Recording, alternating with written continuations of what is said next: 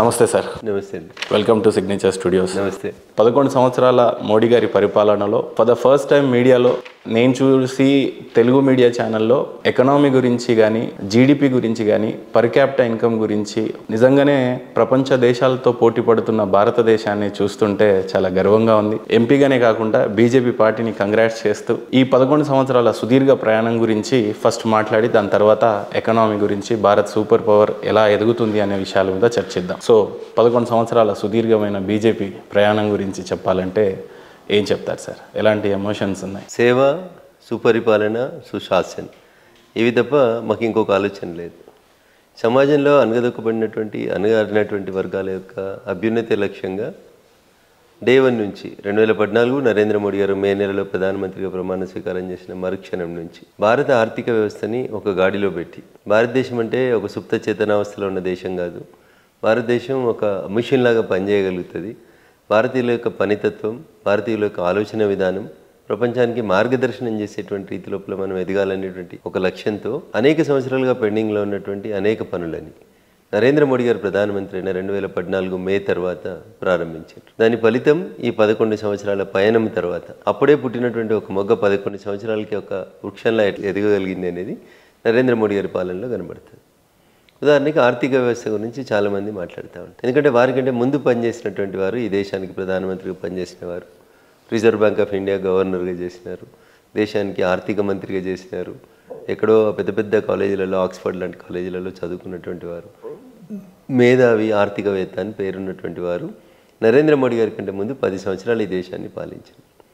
అప్పుడు ఈ దేశ ఆర్థిక వ్యవస్థ ఎట్లా ఉండే, అప్పుడు ఈ దేశ జీడిపి ఏ రకంగా ఉండే, ఎందుకు భారతదేశం నరేంద్ర మోడీ గారి నాయకత్వంలో 4వ అతిపెద్ద ఆర్థిక వ్యవస్థగా ఎదగగలిగింది, ఇదే పనిని అప్పుడున్నటువంటి భారత ప్రధాని లేదా ఆర్థికవేత్త అని చెప్పుకున్నటువంటి మన్మోహన్ సింగ్ గారు ఎందుకు చేయలేకపోయినారు. These two are the comparative studies. So కారణాలు ఏమున్నప్పటికీ ఎండ్ రిజల్ట్ ఏమొచ్చింది అనేది చూస్తారు. నరేంద్ర మోడీ గారు ప్రధానమంత్రి అయ్యే నాటికి ఈ దేశం 10వ స్థానంలో ఉంది. ప్రపంచ ఆర్థిక వ్యవస్థ లోపల మన స్థానం 10వ స్థానంలో ఉంది. ఇటీవల వచ్చినటువంటి గణాంకాలను చూస్తే ఈరోజు భారతదేశం జపాన్ లాంటి దేశాన్ని కూడా వెనక్కి నెట్టేసి 4వ అగ్రరాజ్యంగా ప్రపంచ చిత్రపటం మీదకి ఆర్థిక వ్యవస్థలో 4వ అతిపెద్ద ఆర్థిక వ్యవస్థగా భారతదేశం ఎమర్జ్ అయింది. ఇది ఒక రాత్రి, ఒక రోజు, ఒక పగల్లో అయినటువంటి పని కాదు. 11 సంవత్సరాల నిరంతర శ్రమ, నేషన్ ఫస్ట్ అనేటువంటి ఒక త్యాగమూర్తి చేతిలో, ఒక గొప్ప వ్యక్తి చేతిలో ఈ దేశం నడిచింది. కాబట్టి నేషన్ ఫస్ట్, పార్టీ నెక్స్ట్ అనుకున్నారు. కాబట్టి నరేంద్ర మోడీ గారు 2047 వికసిత భారత్ అనేటువంటి ఒక లక్ష్యాన్ని తన ముందుంచుకొని, వారు ఏది స్టార్ట్ చేసినా ప్రతిపక్షం వాళ్ళు విమర్శించినప్పటికీ తన ఆలోచన విధానాన్ని ఈ దేశ ఆర్థిక వ్యవస్థతో జోడించి ఈ దేశ ఆర్థిక వ్యవస్థని స్ట్రీమ్లైన్ చేస్తే ఈరోజు భారత ఆర్థిక వ్యవస్థ $4.19 ట్రిలియన్ ప్రపంచంలోనే 4వ ఆర్థిక వ్యవస్థగా ఎదగగలిగింది నరేంద్ర మోడీ గారి నాయకత్వం. నథింగ్ బట్ 1,87,00,000 కోట్ల ఎకనామీ అంటే ఇది కలగనమని చెప్పారు. అబ్దుల్ కలాం గారు చెప్పారు, బాగా గొప్ప కళలు కనాలి, ఆ కళల్ని అచీవ్ చేయడానికి పని చేయాలని. కాంగ్రెస్ ప్రభుత్వం కేవలం కళలు మాత్రమే కనేది, అవి పగటి కళలుగా మాత్రమే మిగిలిపోయేవి. కానీ నరేంద్ర మోడీ గారు వచ్చిన తర్వాత మేక్ ఇన్ ఇండియా స్టార్ట్ చేసిన, స్టార్టప్ ఇండియా అన్నా, ఫిట్ ఇండియా అన్నా, ఖేలో ఇండియా అన్నా, ఇంకేదన్నా నరేంద్ర మోడీ గారి లక్ష్యం ఈ దేశం అగ్రగామిగా నిలబడాలనేదే వారి కోరిక. వారు ఒక మాట చెప్పిండ్రు, యోగా అనేది భారతదేశం నుంచి ప్రపంచానికి నేర్పబడినటువంటి ఒక ప్రాచీన విద్య. యోగాని ప్రపంచాన్ని మళ్ళొకసారి గుర్తించేలా చేయాలని మోడీ గారు ఒకసారి చెప్తే అనేక ఇస్లామిక్ దేశాలతో సహా, నేను ఇవాళ ఇస్లామిక్ అనే పదం ఎందుకు వాడుతున్నా అంటే మోడీ గారు అనగానే దాన్ని వ్యతిరేకించే వాళ్ళంతా అదే సమాజానికి సంబంధించిన వాళ్ళని చెప్తారు. కానీ ఆ దేశాలు కూడా, ఆ దేశాల్లో ఉన్నటువంటి ప్రజలు కూడా దాదాపు 173 దేశాలు ప్రపంచంలో ఒక పిలుపుతోటి యోగాని అంతర్జాతీయంగా గుర్తించారు. జూన్ 21ని అంతర్జాతీయ యోగా దినోత్సవంగా జరుపుతున్నారు. ఈ సంవత్సరం 11వ యోగా దినోత్సవాన్ని ప్రపంచవ్యాప్తంగా జరుపుకోవడానికి ఏర్పాట్లు జరుగుతూ ఉన్నాయి. సో నాయకుడు తను తీసుకున్నటువంటి నిర్ణయం కరెక్ట్ అయితే, అది ఈ దేశ హితం కోరిన నిర్ణయం అయితే, పేద ప్రజల అభ్యున్నతి కోసం తీసుకున్న నిర్ణయం అయితే ప్రజలందరూ కూడా కలుస్తారు, నడుస్తారు, ఆ దిశగా అడుగులు పడతాయని చెప్పడానికి అనేక రకాలైనటువంటి గణాంకాలు ప్రపంచ ఆర్థిక రంగ నిపుణుల చేత నరేంద్ర మోడీ గారి ప్రభుత్వాన్ని, భారతీయ జనతా పార్టీ ప్రభుత్వాన్ని, ఈ దేశ ఆర్థిక వ్యవస్థను ఇటీవల పొగుడుతున్నారు. ప్రపంచంలో ఏ దేశంలో జరగనంత గొప్పగా పేదరికం నుంచి సుమారు 27 కోట్ల మందిని పేదరికం బయటికి తీసుకురావడం అనేది 11 సంవత్సరాల లోపల జరిగింది. ఇట్ వాజ్ ఎ డ్రీమ్, ఒకప్పుడు ఒక కళ. ఇది అవుతుందా, భారతదేశంలోంచి పేదరికాన్ని ఎరాడికేట్ చేయొచ్చా, చేయగలుగుతాము అని చెప్పి చూపించినటువంటి ఒక గొప్ప సాధకుడు నరేంద్ర మోడీ గారు.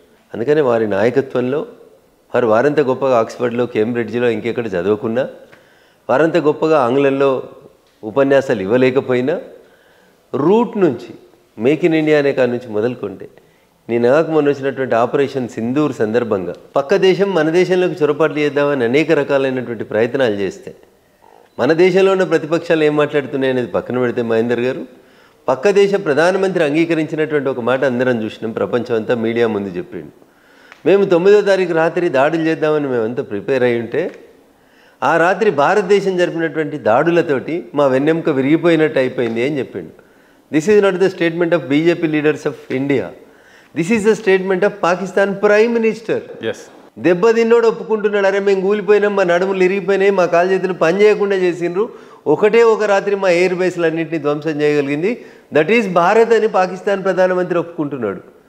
కానీ ఈ దేశంలో ఉంటూ, ఈ దేశ రాజకీయ రంగాల్లో పనిచేస్తూ, ఈ దేశం సొమ్ము తింటూ, ఈ దేశానికి వ్యతిరేకంగా వేరే దేశాలకు వత్తాసు పలికేటువంటి కొంతమంది ప్రతిపక్ష నాయకులు, I don't want to name the parties, కాంగ్రెసా కమ్యూనిస్టా నేను చెప్పదలుచుకోలేదు, ఇట్లాంటి నాయకులకి నేను చేసేటువంటి అప్పీల్. సో అట్లీస్ట్ దేశానికి కష్టం వచ్చిన రోజన్నా మీరు ప్రభుత్వంతో నిలబడి ఉండండి, అంతేగాని ఇట్లాంటి అవాకులు చవాకులు పేలకండి.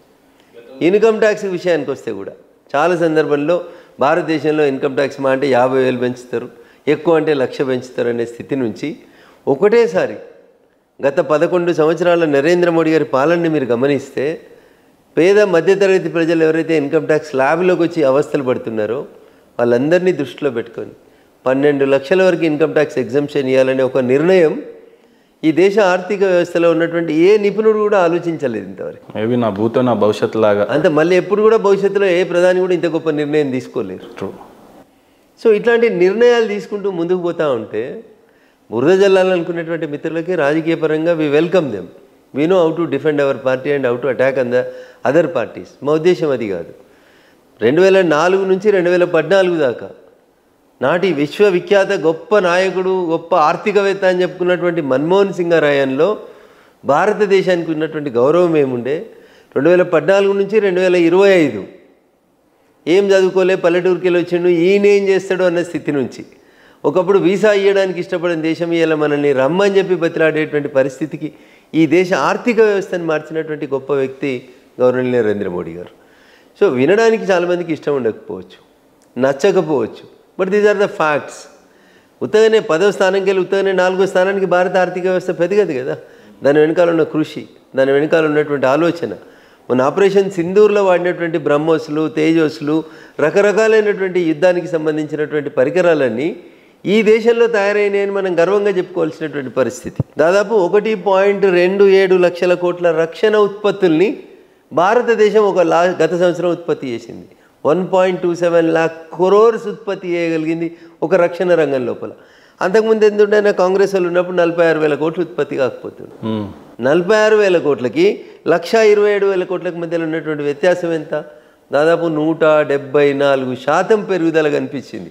దేంట్లో? రక్షణ రంగ ఉత్పత్తులలో. ఏమన్నారు? మేక్ ఇన్ ఇండియా అంటే నవ్విండ్రు. ఉత్తగా అదేదో సింహం బొమ్మ పెట్టుకొని చూసుకోవడానికి బాగా చేస్తూ ఉన్నారు. మేక్ ఇన్ ఇండియాతో ఏం ఫలితాలు వస్తాయన్నారు. ఇవాళ పక్కనున్న దేశం కొనుక్కొచ్చింది చైనాకి వెళ్ళి కొనుక్కొచ్చుకున్న డూప్లికేట్ మాల్ అయితే, మన దేశం, మన సైంటిస్టులు, మన రక్షణ రంగ నిపుణుల మీద ఆధారపడి కాంగ్రెస్ హయాంలో 46,000 కోట్లు ఉన్నటువంటి రక్షణ రంగ ఉత్పత్తుల్ని ఇలా నరేంద్ర మోడీ గారి నాయకత్వంలో 2025కి వచ్చేసరికి 127,000 కోట్ల రక్షణ ఉత్పత్తుల్ని మనం చేయగలిగినాం. వివిధ దేశాలకు మనం ఎగుమతి చేసే స్థాయికి ఎదిగినామంటే this is the greatness of our honourable prime minister Narendra Modi garu. రక్షణ రంగంలో ఎదిగినాం, మేక్ ఇన్ ఇండియాలో ఎదిగినాం, పాలసీ పెరాలసిస్లోంచి దేశం బయటకు వచ్చింది. సుబ్రహ్మణ్య స్వామి గారు ఒక దరఖాస్తు పెట్టి 2G స్పెక్ట్రమ్ మీద దర్యాప్తు జరిపించమని దరఖాస్తు పెడితే ఆయన పిటిషన్ ప్రధానమంత్రి గారి టేబుల్ నుంచి ప్రెసిడెంట్ గారికి పోవడానికి 18 నెలలు పట్టింది. That is the policy paralysis that was there in the Congress. కానీ ఇవాళ అట్లా లేదు. కుంభకోణం లేదు, అవినీతి లేదు. జిఎస్టీ మా మానస పుత్రిక అని చెప్తారు కాంగ్రెస్ వాళ్ళు. మేమే తీసుకొచ్చేందుకు ప్రయత్నం చేసినాము అంటారు. కానీ వాళ్ళు బిల్లుని పాస్ చేయలేకపోతే అన్ని పొలిటికల్ పార్టీస్ని ఒప్పించి వన్ నేషన్ వన్ ట్యాక్స్ పేరిట జిఎస్టీని తీసుకొచ్చి జిఎస్టీ తోటి ఈరోజు రెవెన్యూ ఎంత పెరిగిందో తెలుసా అన్న? పేపర్లలో చూస్తూ ఉంటాం. ఈ నెల జిఎస్టీ వసూళ్ళు 2 లక్షల కోట్లు దాటినాయని చూస్తున్నాం. ప్రజలకి సంపాదించుకోవడంతో పాటు ఈ దేశ హితం కోసం పన్ను కట్టడం కూడా మా డ్యూటీ అని చెప్పి నేర్పించినటువంటి ప్రభుత్వం నరేంద్ర మోడీ గారి ప్రభుత్వం. గతంలో ట్యాక్స్ ఎట్లా ఎగ్గొట్టాలని ఆలోచించేటువంటి ప్రజలు ఇలా ప్రభుత్వం నాకు 12 లక్షల ఇన్కమ్ ట్యాక్స్ ఎగ్జంప్షన్ ఇచ్చింది, నేను నిజాయితీగా పన్ను కడతా అనే స్థితికి ప్రజల్ని డ్రైవ్ చేసింది. 2 నుంచి 5% ఇన్కమ్ ట్యాక్స్ కట్టే స్థితి నుంచి ఇలా 25 to 30% దాకా భారతీయులు ఇన్కమ్ ట్యాక్స్ కట్టడానికి ఎదుగుతూ ఉన్నారు, ఇష్టపడతా ఉన్నారు. ఎందుకు? మేము కట్టే ప్రతి డబ్బు, మేము కట్టే ప్రతి రూపాయి ఈ దేశానికి ఉపయోగపడుతుంది, మా భవిష్యత్తుకు ఉపయోగపడుతుంది, మా భావితరాలకు ఉపయోగపడుతుంది అని ఆ నాయకుని మీద ఉన్నటువంటి విశ్వాసమే ప్రజల్ని ట్యాక్స్ కట్టేటువంటి దిశగా నడిపిస్తూ ఉంది. మరి మీ హయాంలో ఈ చర్యలు ఎందుకు తీసుకోలేకపోయినరు? మీరు బాగా చదువుకున్నోలే కదా, ఆక్స్ఫర్డ్లలో కేంబ్రిడ్జ్లలోనే చదివి వచ్చిర్రు కదా, ఎందుకు మీరు భారత ఆర్థిక వ్యవస్థని ఒక ట్రాక్ మీద పెట్టలేకపోయినరు? 2G స్పెక్ట్రమ్ అంటే కుంభకోణం, బొగ్గు అంటే కుంభకోణం, క్రీడలు ఆడిపించమంటే కుంభకోణం, రోడ్లు వేయమంటే కుంభకోణం, ఇండ్లు కట్టమంటే ఆదర్శ కుంభకోణం, ఏమి చేయమన్నా కుంభకోణాలు చేసిన స్థితి నుంచి, ఏ పేపర్ తీసినా కుంభకోణాల పరిస్థితి నుంచి ఒక మౌన ముని అని చెప్పి ఈ దేశ ప్రధానిని వాషింగ్టన్ DC లాంటి పేపర్లు, వాషింగ్టన్ పోస్ట్ లాంటి పేపర్లు అవమానపరిచిన స్థితి నుంచి ఇలా మోడీ గారు ప్రపంచంలో ఏ దేశానికి పోయినా కొన్ని దేశాల అధ్యక్షులైతే సాష్టాంగ దండం పెడతా ఉన్నారు. ఇదంతా ఉత్తగానే జరగలేదు కదా మహేందర్ అన్న. ఒక అంకుటిత దీక్ష, ఒక మొక్కవోని ధైర్యం, నా దేశం నా దేశాన్ని అగ్రగామిగా చేయాలి, 2047 వికసిత భారత్ నా లక్ష్యం అని చెప్పుకొని ముందుకు పోతున్నటువంటి నాయకుడు నరేంద్ర మోడీ గారు. అందుకనే అన్ని బోల్డ్ డిసిషన్స్ ఎవరు ఎక్స్పెక్ట్ చేయలేదు. 5 లక్షలు ఉంటే ఇన్కమ్ ట్యాక్స్ 6 లక్షలు అవుతుంది అనుకున్నారు, 6 ఉంటే 7 అవుతుంది అనుకున్నారు తప్ప 6 12 అవుతుందని ఎవరు కలగనలేదు. అట్లా ఈ దేశం లోపల అనేక సంచలన నిర్ణయాలకి, అది ఆర్థిక రంగంలో అయినా ఇంకే రక్షణ రంగంలో అయినా సైనికులకి సామర్థ్యం పెంచడంతో పాటు కాన్ఫిడెన్స్ని ఇవ్వడం కోసం ఈ హిమ్సెల్ఫ్ వెంట్ మోడీ గారే అనేక సందర్భాల లోపల బార్డర్కి వెళ్ళి సైన్యంతో గడిపేటువంటి ప్రయత్నం చేసినారు. ఇవన్నీ కలగలిపి ఈ దేశ ఆర్థిక వ్యవస్థని ఈరోజు 4వ స్థానంలోకి తెచ్చినాయి. 2047 టార్గెట్ కంటే ముందే భారత్ వికసిత్ భారత్ లక్ష్యాన్ని చేరుకోవాలని, మొదటి ఆర్థిక వ్యవస్థగా ఎదగాలని మనస్ఫూర్తిగా కోరుకుంటూ 11 సంవత్సరాలు పూర్తి చేసుకున్న సందర్భంగా గౌరవ ప్రధాని నరేంద్ర మోడీ గారి నాయకత్వంలో వారిలాంటి గొప్ప విఘ్నుడు ఉన్నటువంటి పార్లమెంట్లో నాకు కూడా పార్లమెంట్ సభ్యునిగా ఉండేటువంటి అవకాశం దొరికినందుకు నేను నిజంగా పార్టీకి పెద్దలకి అందరికీ కూడా రుణపడి ఉన్నాను. గడిచినటువంటి 11 సంవత్సరాల్లో 10వ ర్యాంకులో ఉన్నటువంటి భారతదేశం దేశవ్యాప్తంగా చూసినట్లయితే ఈరోజు 4వ స్థానానికి వచ్చింది, జపాన్ని బీట్ చేస్తూ. $4.19 ట్రిలియన్ అంటే ఆల్మోస్ట్గా 178 లక్షల కోట్ల ఎకానమీతో ఈరోజు భారత్ 4th ప్లేస్కి వచ్చింది. ఎలా సాధ్యపడింది ఈ రోజున? ఒకప్పుడు మోడీ గారు అంటే చాయ్ వాలా మమ్మల్ని పాలిస్తాడా అని చెప్పిన కాంగ్రెస్, MIM లాంటి పార్టీలు ఈ రోజున మన్మోహన్ సింగ్ అంటే రెవెన్యూని, సంపదని సృష్టించేటువంటి ఒక దిగ్గజుడు అని చెప్పేవాళ్ళు. ఈరోజు $4.9 ట్రిలియన్ సంపాదించి 4th ప్లేస్లో ప్రపంచవ్యాప్తంగా భారత్ నిజంగానే ఒక సూపర్ పవర్ దేశంగా ఎదుగుతుంది అని చెప్పే ఎకానమీకి రీచ్ అయ్యాం. ఎలా సాధ్యపడింది అని అంటే ఏం చెప్తారు? ఇప్పుడు ఫస్ట్ ఈ దేశంలో పెట్టుబడులు పెడితే మనం సేఫ్గా ఉంటాం. ఈ దేశంలో ఒక స్టాండర్డ్గా ఒక సమర్థవంతమైనటువంటి నాయకత్వం ఉంది అనేటువంటి ముందు 2 విషయాల్ని మనం కాన్ఫిడెన్స్ క్రియేట్ చేయగలిగిన. ఒకటి, ఏ ఇండస్ట్రియలిస్ట్ అయినా ఏం కోరుకుంటాడు? భద్రత ఉందా? నేను ఈ రాష్ట్రంలో ఫ్యాక్టరీ పెడితే నాకు సేఫ్టీ ఉందా లేదా? నా కంపెనీ సేఫ్గా ఉంటుందా? నడుపుకుంటారా? నడుపుకోమా?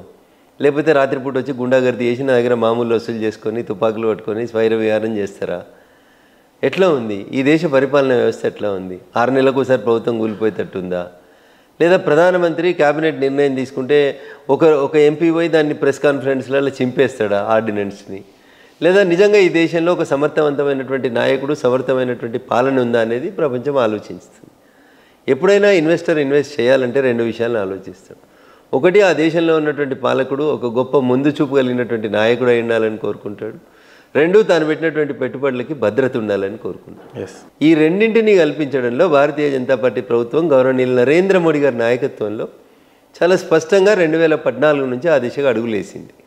ముఖ్యమంత్రిగా పనిచేసినటువంటి ఒక పుష్కర కాలం వారి అనుభవం, గుజరాత్కి పెట్టుబడులు తీసుకొచ్చినటువంటి విధానం, ఇవన్నీ కలిసి వ్యాపారవేత్తలు కోరుకునేటువంటి భద్రతని, వ్యాపారవేత్తలు కోరుకునేటువంటి సమర్థవంతమైనటువంటి పాలనని, ఎక్కడ కూడా ఈజ్ ఆఫ్ డూయింగ్ బిజినెస్ని ఈజీగా చేసి పారిశ్రామికవేత్తలకి రెడ్ కార్పెట్ వేసి ఈ దేశం స్వాగతం పలికింది.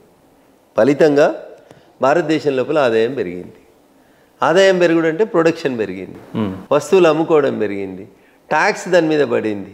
ఆ ట్యాక్స్ ప్రభుత్వానికి పన్నుల రూపం లోపల రావడం మొదలైంది. సో ప్రజలకు ఎప్పుడైతే ప్రభుత్వం మీద విశ్వాసం వస్తుందో, నాయకుని మీద విశ్వాసం వస్తుందో, ప్రొడక్షన్ ఆటోమేటిక్గా పెరుగుతుంది. ప్రొడక్షన్ పెరిగిందంటే మార్కెట్ లోపల ఏదో ఒక రకంగా దానికి సేల్ చేస్తారు. సేల్ చేసినప్పుడు దానికి ఉండేటువంటి రకరకాలైనటువంటి పన్నులు, ప్రభుత్వానికి ఆదాయము, వనరులు రకరకాలుగా ప్రభుత్వం సాధించుకుంటూ ముందుకు పోతుంది. సో ఇవాళ ప్రభుత్వంలో పన్నులు కట్టేందుకు ప్రజలు భయపడతలేరు. ఎందుకు? మేము కట్టిన ప్రతి పన్ను ఈ ఊరిలో ఒక నేషనల్ హైవేకో, ఈ ఊరిలో ఒక విమానాశ్రయం కట్టేందుకు ఉపయోగపడుతుంది అనేటువంటి ఒక ఆశ వచ్చింది. కాంగ్రెస్ యూపీఏ ప్రభుత్వంలో ఈ దేశం మొత్తంలో ఒక 70 విమానాశ్రయాలు ఉంటే ఇలా దాని సంఖ్య 150 దగ్గరికి వచ్చిందన్న.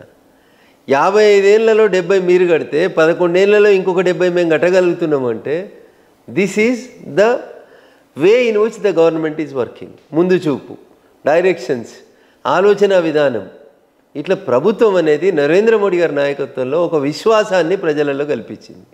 అందుకనే మీరు ఇలా పన్ను కట్టమండి అంటే ప్రజలు కడుతున్నారు. 1 నేషన్ 1 ట్యాక్స్ అంటే ఎస్ అంటున్నారు, ప్రజలు కట్టడానికి ముందుకు వస్తున్నారు. అన్న అంత విశ్వాసం ప్రజలలో లేకపోతే ఒక నెల జిఎస్టీ వసూళ్ళు 2 లక్షల కోట్లు దాటినాయి అంటే మీరు అర్థం చేసుకోండి ప్రభుత్వం మీద ప్రజలకున్న విశ్వాసం. ఈ దేశంలో ప్లాస్టిక్ కార్డు తీసుకొద్దామని, మార్కెట్లో డబ్బుల వినియోగాన్ని తగ్గిద్దామని, కార్డ్ డిజిటలైజేషన్ ఆఫ్ ఇండియా వైపు పోదామని అంటే చాలామంది నవ్విండ్రు. అంతకుముందు కేంబ్రిడ్జ్లో, ఆక్స్ఫర్డ్లో చదువుకొని వచ్చి అంతకుముందు ఆర్థిక మంత్రిగా పనిచేసిన వాళ్ళు అన్నారు, నీ ఊర్లో ఇంటర్నెట్ ఉండదు, నీ ఊర్లో కరెంట్ ఉండదు, చాలా విమర్శించారు. నీ ఊర్లో ఇంటర్నెట్ ఉండదు, నీ ఊర్లో కరెంట్ ఉండదు, ఈ దేశంలో చాలా మందికి చదువు రాదు, ఎట్లా చేస్తారు వీళ్ళంతా పేమెంట్స్ అని అడిగినారు.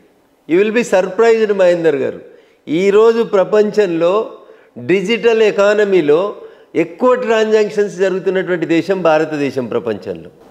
ప్రపంచం మొత్తంలో అందరికంటే ఎక్కువ డిజిటల్ పేమెంట్స్ జరుగుతున్నటువంటి దేశం భారతదేశం అన్న నేను నీకు ఒక లైవ్ ఎగ్జాంపుల్ చెప్తాను. నేను రోజు దుబ్బాకు పోయినా, మెదక్కు పోయినా, తూప్రాన్ పోయినా, రామాయంపేట పోయినా, హైవే ఎంబడి మక్క కంకులు కొనుక్కొని తినే అలవాటు ఉంటుంది, మామిడి పండ్లు కూరగాయలు కొనుక్కునే అలవాటు ఉంటుంది నాలాంటి వాడికి.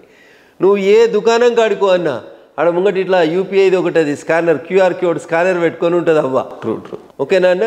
ఆమె నీలాగా కేంబ్రిడ్జ్లో, ఆక్స్ఫర్డ్లో చదువుకోలేకపోవచ్చు, కానీ అవ్వ కూరగాయలు అమ్మేటప్పుడు కూడా డబ్బుల్ని ఆన్లైన్లో తీసుకునేంత గొప్పగా ఎదిగిందన్న. నువ్వు బెంగళూరువో, మైసూరువో, సిద్దిపేటవో, దుబ్బాకవో ఏ రోడ్డు మీదకి అన్నవో, ఇదంతా నాయకుని మీద ఉన్న విశ్వాసం. బ్యాంకులో మా పైసలు మంచిగా ఉంటాయి అనేటువంటి ఒక ఆత్మవిశ్వాసం ప్రజలకు వచ్చింది. కాబట్టి ఇలా ప్రపంచ డిజిటల్ మార్కెట్ని తీసుకుంటే ప్రపంచంలో చాలామంది ఎక్కిరిచిన వాళ్ళందరూ ఇలా ఆశ్చర్యపోతున్నారు. భారతదేశ ఎకానమీ డిజిటల్ సైడ్ నుంచి చూసుకుంటే ప్రపంచంలో నెంబర్ 1 స్థానానికి వచ్చినాం. అందులో ఒక యూపీఐ పేమెంట్సే 87% of the Indian payments are done with UPI తోటి జరుగుతున్నాయి అన్న. ఎట్లయిందన్న? ఇది ఎట్లా సాధ్యమైంది? కరెంట్ లేదంట్రీ, ఇంటర్నెట్ లేదంట్రీ, భారతీయులు చదువుకోలేదంట్రీ, వీళ్ళకి పైసలు లెక్క పెట్టుకోవడం రాదంట్రీ, వీళ్ళకి స్కాన్ చేయడం రాదంట్రీ. Now how it is possible? It is all possible because of the dynamic leadership of Narendra Modiji. మనసు ఉంటే మార్గం ఉంటుంది, పని చేయాలనే తపన ఉంటే లక్ష్యం చేరుకోవడం ఈజీ. అవన్నీ నరేంద్ర మోడీ గారు ప్రజలలో కల్పించగలిగినారు. కాబట్టే ప్రజలు నరేంద్ర మోడీ గారు అడుగుజాడలలో నడుస్తూ ఉన్నారు. ఈ దేశ ఆర్థిక వ్యవస్థకి ఇంత పన్ను కట్టురు బిడ్డ అంటే 5%కి వెళ్ళి 25-30% దాకా పన్నులు కట్టేటోళ్ళ సంఖ్య పెరిగింది. ఉత్తగానే పెరగలేదన్న. 50 ఏళ్ళలో పన్ను కట్టేటోళ్ళు 5% లేకపోతే ఇలా 75 ఏళ్ళకి వచ్చేసరికి పన్ను కట్టేటోళ్ళ శాతం 30%కి ఎట్లా వస్తుంది? విశ్వాసం లేకపోతే ఎట్లా కడతారు? So these are all not done. ఒక రాత్రి అయిపోలేదన్న. ఇది చాలా స్పష్టంగా ఆలోచించారు. అట్లే ఎక్స్పెండిచర్, దుబారా ఎక్స్పెండిచర్ని తగ్గించారు. మినిమం ఖర్చుతోటి మ్యాక్సిమం ఎండ్ రిజల్ట్ వచ్చేలాగా పనిచేసారు. మంత్రులైనా, ముఖ్యమంత్రులైనా, భారతీయ జనతా పార్టీ నాయకులందరూ కూడా మినిమం ఖర్చు మ్యాక్సిమం రిజల్ట్ వైపు పనిచేసినారు. ప్రభుత్వం కూడా అట్లే పనిచేసింది. అందుకనే అట్లున్నారు తప్పితే అంగు ఆర్భాటాలు, అనవసరమైనటువంటి ఖర్చులు అన్నీ తగ్గించుకొని వచ్చిన ప్రతి రూపాయి ఈ దేశంలో జాతీయ రహదారులు వేయాలి, ఈ దేశంలో ఇన్ఫ్రాస్ట్రక్చర్ పెంచాలి. అమెరికా అంత గొప్పగా అయింది అంటే అమెరికాలో ఉన్న రోడ్ల వల్ల గొప్పగా అయింది. రోడ్లు వేసినాక అమెరికా డెవలప్ చేసింది అని చెప్తారు. అందుకని ఇలా భారతదేశంలో ఉన్నటువంటి జాతీయ రహదారులను చూస్తే, ఇన్ఫ్రాస్ట్రక్చర్ డెవలప్మెంట్ మీద భారతదేశం చేస్తున్న కాన్సన్ట్రేషన్ చూస్తే, అదెవరో 4 కాంట్రాక్టర్ల కోసం వేస్తలేమన్నా. మీరు ఒకటి అర్థం చేసుకోవాలి. ఒక 1000 కిలోమీటర్ల పొడుగు ఒక రోడ్ వేస్తుంటే కంకర కొట్టుకునేట వాళ్ళకి ఉపయోగపడుతుంది, తారేసేటోళ్ళకి, ఊడ్చేటోళ్ళకి, తుడిచేటోళ్ళకి, రిపేర్ చేసేటోళ్ళకి. ఆ రోడ్ వేస్తుంటే ప్రత్యక్షంగా పరోక్షంగా వేలాది మందికి ఉపయోగకరంగా జరుగుతుంది, ఉపాధి దొరుకుతుంది. సో దీంతో వాళ్ళ పేమెంట్ కెపాసిటీ పెరుగుతుంది. ఇవి కదా కావాల్సినటువంటి కాన్ఫిడెన్స్ ఇవ్వాల్సినవి. గత ప్రభుత్వం ఏం చేసినా కుంభకోణమే చేస్తుందని, గతంలో ఆ పార్టీ ప్రధానమంత్రి ఒకరు పార్లమెంట్కి వెళ్ళి మేము రూపాయి కిందికి పంపిస్తే 85 పైసలు మధ్యలోనే పోతున్నాయని, 15 పైసలు మాత్రమే గ్రౌండ్కి చేరుతున్నాయని బాధపడ్డ నాటి నుంచి ఇవాళ ఒక ఉపాధి హామీ కూలీకి రోజుకు 305 రూపాయలు కూలీ వస్తే ఆ 305 రూపాయలు ఏ దళారీ లేకుండా నేరుగా వాళ్ళ అకౌంట్లో పడుతున్న విధానానికి చూస్తే, డైరెక్ట్గా వాళ్ళకి డబ్బులు ట్రాన్స్ఫర్ అవుతున్నటువంటి విధానం పట్ల ప్రజలు ఆకర్షితులు అవుతారు. కాబట్టే ప్రపంచంలో భారతదేశం డిజిటల్ మార్కెట్కి పోయినా ఇంకెక్కడికి పోయినా కరప్షన్ లేదు కాబట్టే ఇంత గొప్పగా ఎదగగలుగుతుంది.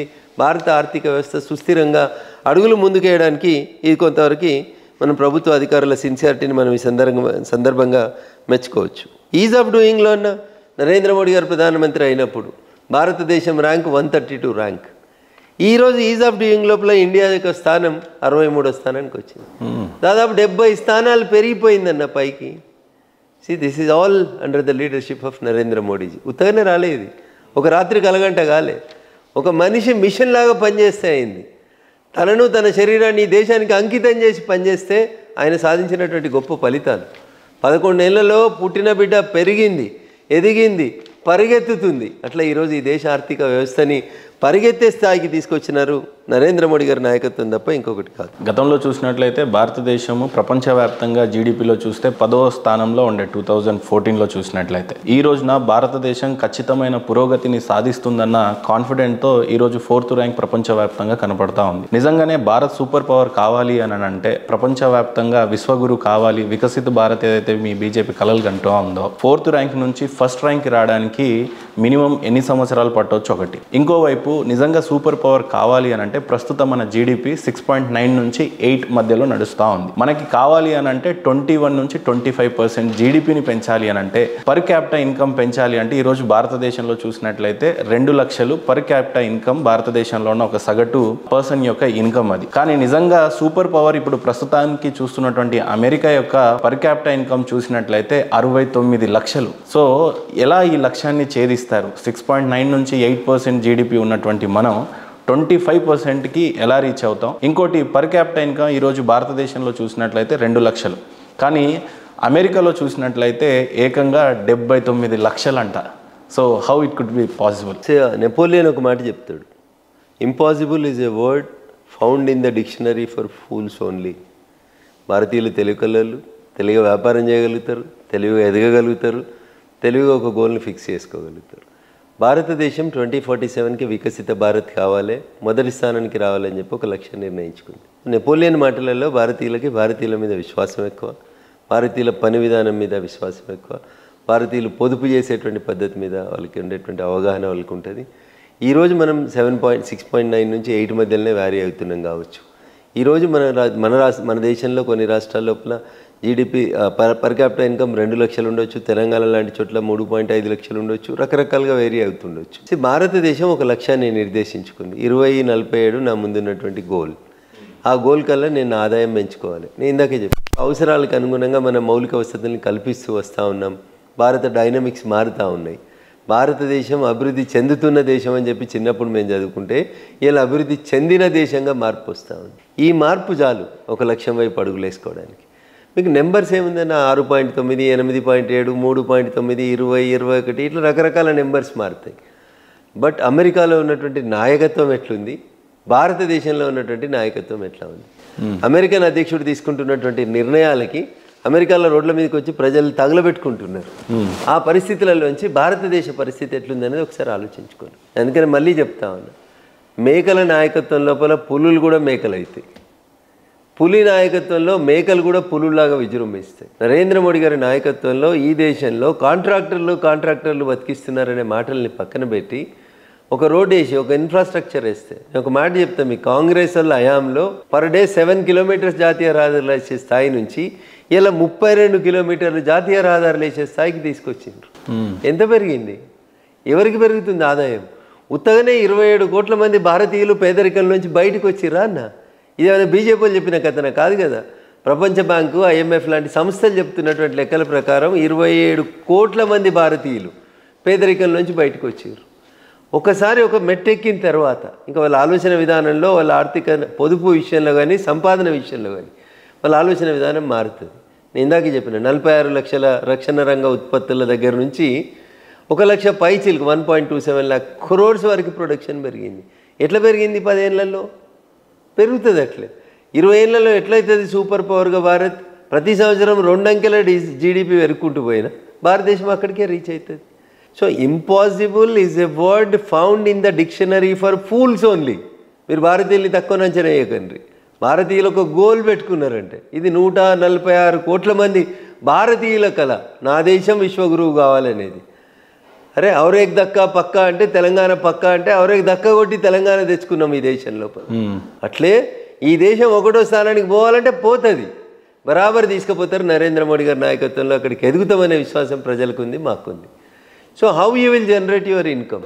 There are 100 ways and means. రకరకాలైనటువంటి పద్ధతులు, రకరకాలుగా ఇన్నోవేషన్స్ వస్తూ ఉన్నాయి. అంకుర వస్తుంది. ఆఖరికి ఆడబిడ్డలు వ్యవసాయాలలో డ్రోన్లను ఉపయోగించి మందుల్ని పిచికారీ చేసేదాకా, సైన్స్ అండ్ టెక్నాలజీని వాడుకునేదాకా ఈ దేశ ప్రజల ఇన్వాల్వ్మెంట్ పెరిగింది. మీకు ఎప్పుడైతే ప్రజలు ఈ ప్రభుత్వం నాది, నా ప్రభుత్వాన్ని ఆర్థికంగా నేను సుస్థిరం చేసుకోవాలని వాళ్ళ ఇన్వాల్వ్మెంట్ పెరుగుతుందో ఆ రోజు ఖచ్చితంగా ఈ దేశం బాగుపడుతుంది. మలావత్ పూర్ణ ఒక 10వ తరగతి చదివే ఆడబిడ్డ నేను ఈ ప్రపంచంలో ఎత్తైనటువంటి ఎవరెస్ట్ లాంటి పర్వతాలను ఎక్కాలని కలగన్నది. ఎట్లెక్కుతారబ్బా? 10వ తరగతి చదివే ఆడబిడ్డ ఎట్లెక్కుతుంది?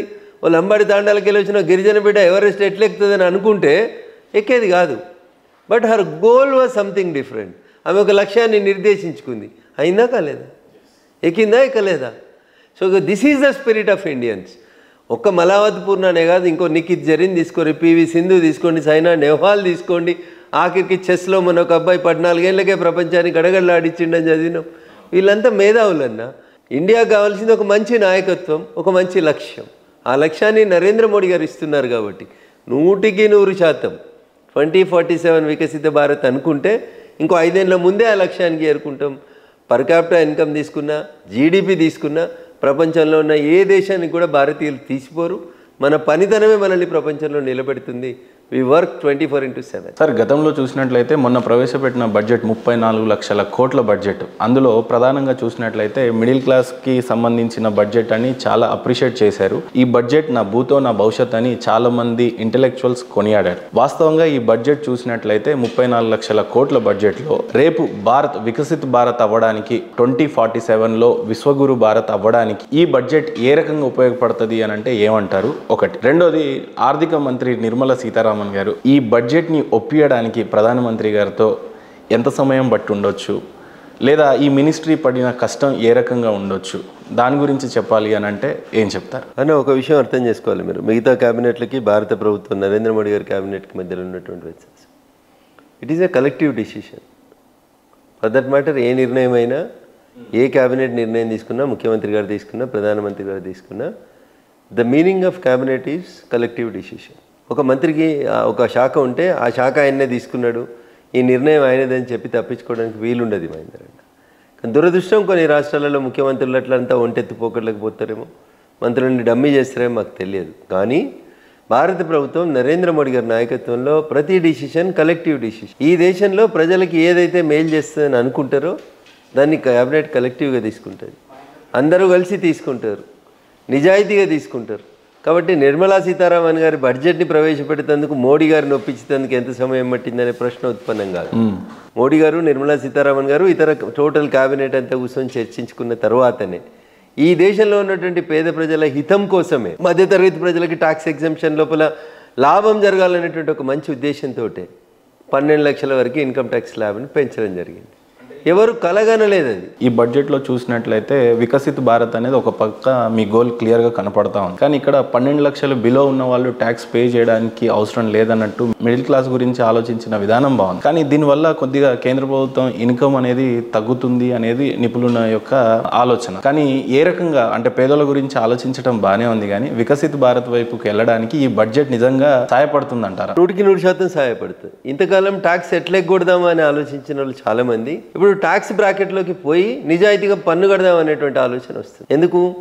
ఈ ప్రభుత్వం నిజంగా పేద మధ్యతరగతి కుటుంబాల కోసం ఆలోచిస్తుంది, పైసలు ఉన్న వాళ్ళ కోసమే, డబ్బులు ఉన్న వాళ్ళ కోసమే కాదు, ఇది మాలాంటి వాళ్ళ కోసం కూడా ఆలోచిస్తుంది అని ఒక విశ్వాసాన్ని మీరు ప్రజలలో కల్పించగలిగిన రోజు ప్రజలు, నేను ఇందాక చెప్పినటువంటి ఆ యూపీఏ ట్రాన్సాక్షన్స్ కానీ, డిజిటల్ ట్రాన్సాక్షన్స్ కానీ, ఆఖరికి మక్క కంకులు అమ్ముకునే అవ్వ కూడా డిజిటల్ ట్రాన్సాక్షన్ వైపు పోతుంది అంటే ప్రజలకు విశ్వాసం ఉంటే పోతుందా బ్యాంకుల మీద, ప్రభుత్వం మీద? లేకుంటే అగాధంగా పోతారా అనేది ఒకసారి ఆలోచించాలి. ఆ విశ్వాసాన్ని పెంచగలిగినాం కాబట్టి, ఎస్ యాజ్ యూ సెడ్ 12 లక్షల దాకా ఎవరు ట్యాక్స్ కట్టొద్దు అని అంటే ప్రభుత్వానికి కొంచెం తగ్గొచ్చు ఇన్కమ్. కానీ 12 లక్షల పై బ్రాకెట్లో కూడా చాలామంది ఇన్కమ్ ట్యాక్స్ ఎగ్గొట్టాలనుకున్నటువంటి మిత్రులు ఇయ్యాల లేదు, ఈ ప్రభుత్వం నిజాయితీగా పనిచేస్తుంది, మనం ట్యాక్స్ బ్రాకెట్లోకి పోతే ఏదో ఒక రోజు మనం ప్రభుత్వం నుంచి లబ్ధి పొందొచ్చు అనేటువంటి ఆలోచనని జనరేట్ చేయడం లోపల ఎక్కడ కూడా మోడీ గారు వెనక్కి రాలేదు. కొంతవరకు ప్రభుత్వ ఆదాయం తగ్గుతుందని తెలిసినప్పటికి కూడా to build the confidence in the public, మీరు ప్రజాస్వామ్యంలో ఏముంటుంది మహేందర్ అన్న, ప్రజల కొరకు ప్రజల చేత ప్రజలే ఎన్నుకోవాలి. ఆ విశ్వాసాన్ని మీరు ప్రజలు ఇవ్వకపోతే, డాక్టర్ బిఆర్ అంబేద్కర్ గారు రాజ్యాంగాన్ని రాసిన రోజు కన్నా కల గదే, ప్రజల కొరకు ప్రజల చేత ప్రజలే ఎన్నుకున్న ప్రభుత్వం ప్రజలలో విశ్వాసాన్ని నింపగలిగితే, ప్రజలు మీ ప్రభుత్వంతో నడుస్తే అద్భుతాలని సృష్టించగలుగుతామని చెప్పడానికి ఉదాహరణే మూడోసారి నరేంద్ర మోడీ గారు ప్రధానమంత్రి కావడం. ఎవరు చేశారో ఈ సమీకరణం కానీ యంగ్స్టర్స్, ఎంటర్ప్రైనర్స్ అందరికీ ఒక కాన్ఫిడెంట్ నిజంగానే లింపారు సార్. ఎందుకంటే 12 lakhs బిలో ట్యాక్స్ కట్టొద్దు అని అన్నారు, కానీ దానిపైన ఉన్న ఎంటర్ప్రైనర్స్ అందరు కట్టిన తర్వాత స్టార్టప్ కోసం లోన్ వస్తుందన్న కాన్ఫిడెంట్ లింపిన మీ ప్రభుత్వానికి నిజంగానే హ్యాండ్స్ ఆఫ్ తెలియజేస్తూ ఉన్నాం. కానీ నిర్మలా సీతారామన్ గురించి ఒక తెలుగు ఆడబిడ్డగా రెండోసారి కూడా తనకే ఆ మినిస్ట్రీ ఇవ్వటం అనేది హర్షించదగ్గ విషయమే. కానీ బట్ ఆమె సాధిస్తున్న ఈ పురోగతి గురించి లేదా నిర్మలా సీతారామన్ గారి గురించి చెప్పాలి అని అంటే ఏం చెప్తారు ఒక ఎంపీగా మీరు? ఒక పనిని నిర్దేశించుకొని ఆ పని తనకు అప్పగించినటువంటి బాధ్యతని 100% తూచా తప్పకుండా, అడుగులు తడబడకుండా, నాయకుడు తన మీద ఇచ్చినటువంటి విశ్వాసానికి అనుగుణంగా 100% ఆ డైరెక్షన్ లోపలనే తమ ప్రభుత్వానికి మంచి పేరు వచ్చే రీతి లోపల వారు అంత గొప్పగా పనిచేస్తున్నారు కాబట్టి, అంత గొప్పగా ఆ శాఖ నిర్వహిస్తున్నారు కాబట్టి ఈరోజు దేశ ఆర్థిక విధానం అనేది అంచెలంచెలుగా వెదుగుతూ వస్తూ ఉంది. అది మోడీ గారికి వారి మీద ఉన్నటువంటి విశ్వాసం, దాన్ని వారు నిలబెట్టుకుంటున్నారు కాబట్టే అందరికంటే ఎక్కువసార్లు బడ్జెట్ ప్రవేశపెట్టినటువంటి ఒక మహిళా ఆర్థిక మంత్రిగా వారికి పేరు వచ్చింది. భవిష్యత్తులో కూడా ఖచ్చితంగా నిర్మలా సీతారామన్ గారు ప్రధానమంత్రి నరేంద్ర మోడీ గారు వారి మీద ఇచ్చిన విశ్వాసాన్ని నిలుపుకుంటారని, ఈ దేశ ఆర్థిక వ్యవస్థను, ఈ దేశాన్ని వికసిత భారత్ 2047 వైపు నడపడం లోపల వారి పాత్రని భారత ప్రజలందరూ గుర్తుంచుకునే రాపల నిర్వహిస్తారని చెప్పి నాకు సంపూర్ణమైనటువంటి విశ్వాసం. ఎప్పుడైనా వ్యక్తిగత అనుభవం కలవటం కానీ మాట్లాడడం కానీ నిర్మలా సీతారామన్ గారి గురించి? బిఫోర్ ఎంపీ అయ్యే కంటే ముందు కూడా ఎమ్మెల్యే కూడా నేను వెళ్ళాను. ఈ రాష్ట్రానికి సంబంధించినటువంటి నిధుల విషయం లోపల కానీ, అప్పుడున్నటువంటి తెలంగాణ ప్రభుత్వం కేంద్రం నిధులు ఇస్తలని చేస్తున్నటువంటి బదనాం విషయం లోపల కానీ, మేము రూపాయి పన్ను కడితే మాకు 40 పైసలే వస్తుంది అనేటువంటి ఇట్లాంటి అసంబద్ధమైనటువంటి ఆరోపణల విషయం లోపల కానీ, అప్పటికే వారు ఆర్థిక మంత్రి గారు వారిని కలిసిన సందర్భం లోపల చాలా స్పష్టంగా గణాంకాలను వివరించి చెప్పడం జరిగింది. ఇట్లాంటి వాళ్ళు చెప్పినారు కాబట్టి మాలాంటి వాళ్ళు వచ్చి ప్రజాబాహల్యంలోకి వచ్చి వాస్తవాలు ఏందనేది ప్రజలకు చెప్పడానికి ఉపయోగపడతారు. చాలామంది అనుకుంటారు నిర్మలా సీతారామన్ గారు సరిగా మాట్లాడారు, రిజర్వ్డ్గా ఉంటారని. వారికి వారి పని పట్ల ఉన్నటువంటి నిబద్ధత ఇతర అంశాల పట్ల, రాజకీయాలు చేయడం పట్ల ఉండదు. వారి పార్టీ వారి మీద ఇచ్చినటువంటి విశ్వాసాన్ని నిలబెట్టుకుంటూ, ప్రభుత్వం వారికి ఇచ్చినటువంటి బాధ్యతని నెరవేరుస్తూ, వచ్చినటువంటి వాళ్ళకి వారికి అర్థమయ్యే భాష లోపల చెప్పడం లోపల వారు చాలా దిట్ట. అందుకని ఆర్థిక మంత్రి అంత గొప్పగా రాణిస్తూ వస్తారు. సార్, ఇందాక మనం మాట్లాడుకున్నట్టు స్టార్టప్ ఇండియా ఎకానమీ నిజంగా ఈ రేంజ్లో పెరగడానికి గల కారణం ఏంటంటే దేశంలో ఉండే భద్రత, వాళ్ళు స్టార్ట్ చేసినటువంటి ఫ్యాక్టరీలకు ఎవరో గన్నులతో రాకుండా ఉండే అంత స్పష్టమైన సెక్యూరిటీ భారతదేశం కల్పిస్తుంది. అందుకే ఎకానమీ అంత పెరిగింది అని అంటున్నారు. ఈ రోజున చూసినట్లయితే బార్డర్ సెక్యూరిటీ కానీ, డిఫెన్స్ సిస్టమ్ కానీ, దాని గురించి సంబంధించినటువంటి బడ్జెట్స్ కానీ, లేదా గతంలో ఉన్న డిఫెన్స్ సిస్టమ్ ఎంత స్ట్రాంగ్గా ఉండింది, మీ ప్రభుత్వం వచ్చిన తర్వాత డిఫెన్స్ సిస్టమ్ ఈ రోజున ఎలా ఉంది అని అంటే ఏం చెప్తారు? ఇప్పుడు అవ్వ బువ్వ ఉడికిందా లేదంటే ఒక మెతుకుని బట్టి చెప్పేస్తే సరిపోతుంది అన్న. ఇప్పుడు నేను చెప్పితే నాది నేను బాగా ఊదుకున్నట్టు అవుతుంది. ఇప్పుడు ఆపరేషన్ సింధూర్ తర్వాత ఎప్పుడైతే 9 ఉగ్రవాద టార్గెట్లను పెట్టుకొని భారత ప్రభుత్వంపై పాకిస్తాన్ లోపలికి చొరబడి రాత్రి 1:05 మొదలుపెట్టి 1:25 ఆపరేషన్ సింధూర్ని ముగించుకొని ఏ ఆడబిడ్డల నుదిటి తిలకాన్ని అయితే తుడిచేద్దామని పాకిస్తాన్ కలగని బెదిరిద్దామనుకుందో 4 ముష్కర్లను పంపి 2 ఆడబిడ్డల్ని పంపించి వాళ్ళ శత్రు శిబిరాలను అన్నింటినీ కొట్టేసి అర్ధగంటలు వెనక్కి వచ్చిన తర్వాత వాళ్ళు రకరకాలైనటువంటి ప్రయత్నాలు చేశారు. 100ల సంఖ్యలో డ్రోన్లను మన దేశంలోకి పంపాలని, మన దగ్గర ఉన్నటువంటి అనేక పీస్ఫుల్గా ఉన్నటువంటి ప్రాంతాలని డిస్టర్బ్ చేయాలని చాలా ప్రయత్నాలు చేసిరన్న, రకరకాల ప్రయత్నాలు. సో దానికి ఇంకో పొరుగున్నటువంటి ఇంకో దుర్మార్గమైనటువంటి దేశం చైనా ఎంత వత్తాసు పలికిందో, చైనాకి వెళ్ళి మార్కెట్లోకి వస్తువులను ఎట్లా తక్కువ ధరకు అమ్ముకుంటారో అట్లాంటి డ్రోన్లనే పాకిస్తాన్కి అమ్మిండ్రు, లేదా మంచి డ్రోన్లనే అమ్మిండ్రు. కానీ ఒక్క డ్రోన్ అన్న భారత సరిహద్దు రేఖను దాటి భారతదేశంలోకి వచ్చిందా అన్న పాకిస్తాన్కి వెళ్ళి బయలుదేరిన drone? So this is the difference. మాటలకి చేతలకు మధ్య ఉన్నటువంటి తేడాన్ని మీరు దయచేసి గమనించరు. నేను 100 చెప్తా, 100 గంటలు చెప్తా మా ప్రభుత్వం గురించి, మా గురించి, మా పార్టీ గురించి, నరేంద్ర మోడీ గారి నాయకత్వం గురించి. కానీ నేను అవన్నీ చెప్తలేనన్నా. బువ్వ ఉడికిందా లేదా ఒక మెతుకు చూస్తే చాలు. ఆపరేషన్ సింధూర్ తర్వాత ఆగమైన పాకిస్తాన్ మనల్ని ఆగం చేద్దామని ఆలోచించి వందల సంఖ్యలో డ్రోన్లు వాళ్ళ స్థలంలోంచి, వాళ్ళ ఏరియాలోంచి మన ఏరియాలకు పంపే ప్రయత్నం చేసినప్పుడు ఒక్క డ్రోన్ అన్నా సరిహద్దు రేఖను దాటి మన దేశంలోకి రాగలిగిందా అన్న? రాలేదు. ఎవరు గొప్పతనమన్నా?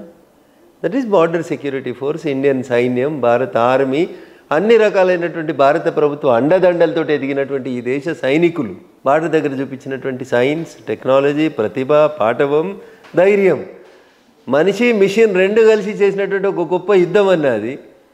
అందుకనే ఒక్క డ్రోన్ అన్నా, కనీసం ఒక్క డ్రోన్ అన్నా మన దేశంలోకి రాకుండా ఆపగలిగినామంటే ఇగో ఇది ఈ దేశంలో నరేంద్ర మోడీ గారి నాయకత్వంలో గత 11 సంవత్సరాల్లో మేక్ ఇన్ ఇండియా కింద భారత సైన్యానికి మనం సమకూర్చినటువంటి అనేక రకాలైనటువంటి పరికరాల గొప్పతనం. అరే వెనుకటికి కాంగ్రెస్ హయాంలో జవాన్లకి బుల్లెట్ ప్రూఫ్లు కావాలంటే వేరే దేశాలకి వెళ్ళి దిగుమతి చేసుకోవాలనే స్థితికి వెళ్ళి ఇలా బ్రహ్మోస్లు, తేజస్లు, క్షిపణులను కొట్టేటి అన్నింటినీ తయారు చేసింది భారత అంకుర వ్యవస్థ, భారత మేక్ ఇన్ ఇండియా వ్యవస్థ. అందుకనే ఇలా ఆఖరికి ఒక్క డ్రోన్ కూడా మన గీత దాటి లోపలికి రాలేకపోయింది.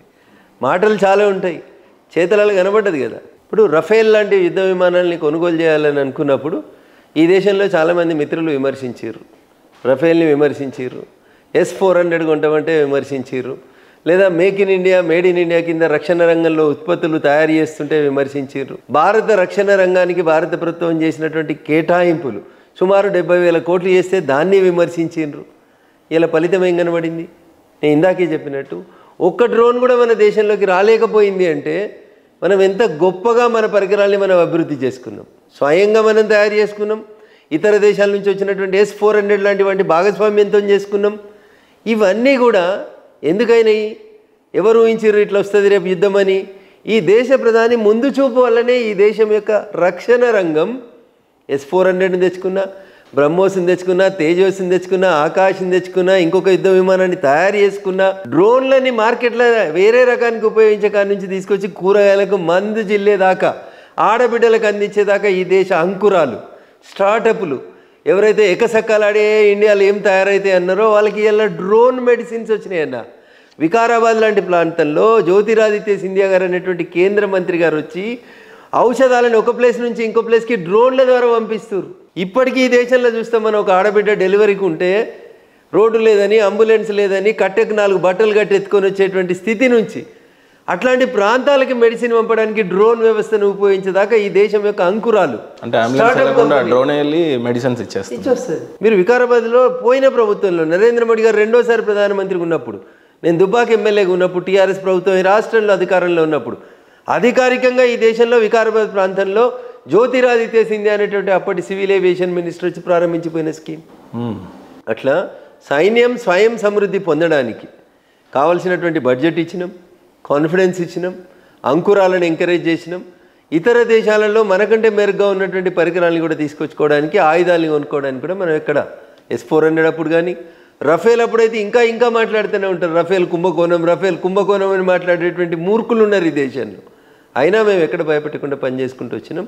మాకు మా సైన్యం మీద విశ్వాసం ఉంది, ఈ దేశ యువ సైంటిస్టుల మీద విశ్వాసం ఉంది, అంకురాలు పెట్టుకుంటున్నటువంటి కొత్త IIT విద్యార్థుల మీద మాకు విశ్వాసం ఉంది. కాబట్టే ఈ దేశం రక్షణ రంగంలో కూడా స్వయం సమృద్ధి సాధించేటువంటి దిశకు పోయింది. కాబట్టే అందరం చూసినాం, 300 క్షిపణులను కూల్చేసినాం, 300 డ్రోన్లను కూల్చిపారేసింది భారత రక్షణ వ్యవస్థ.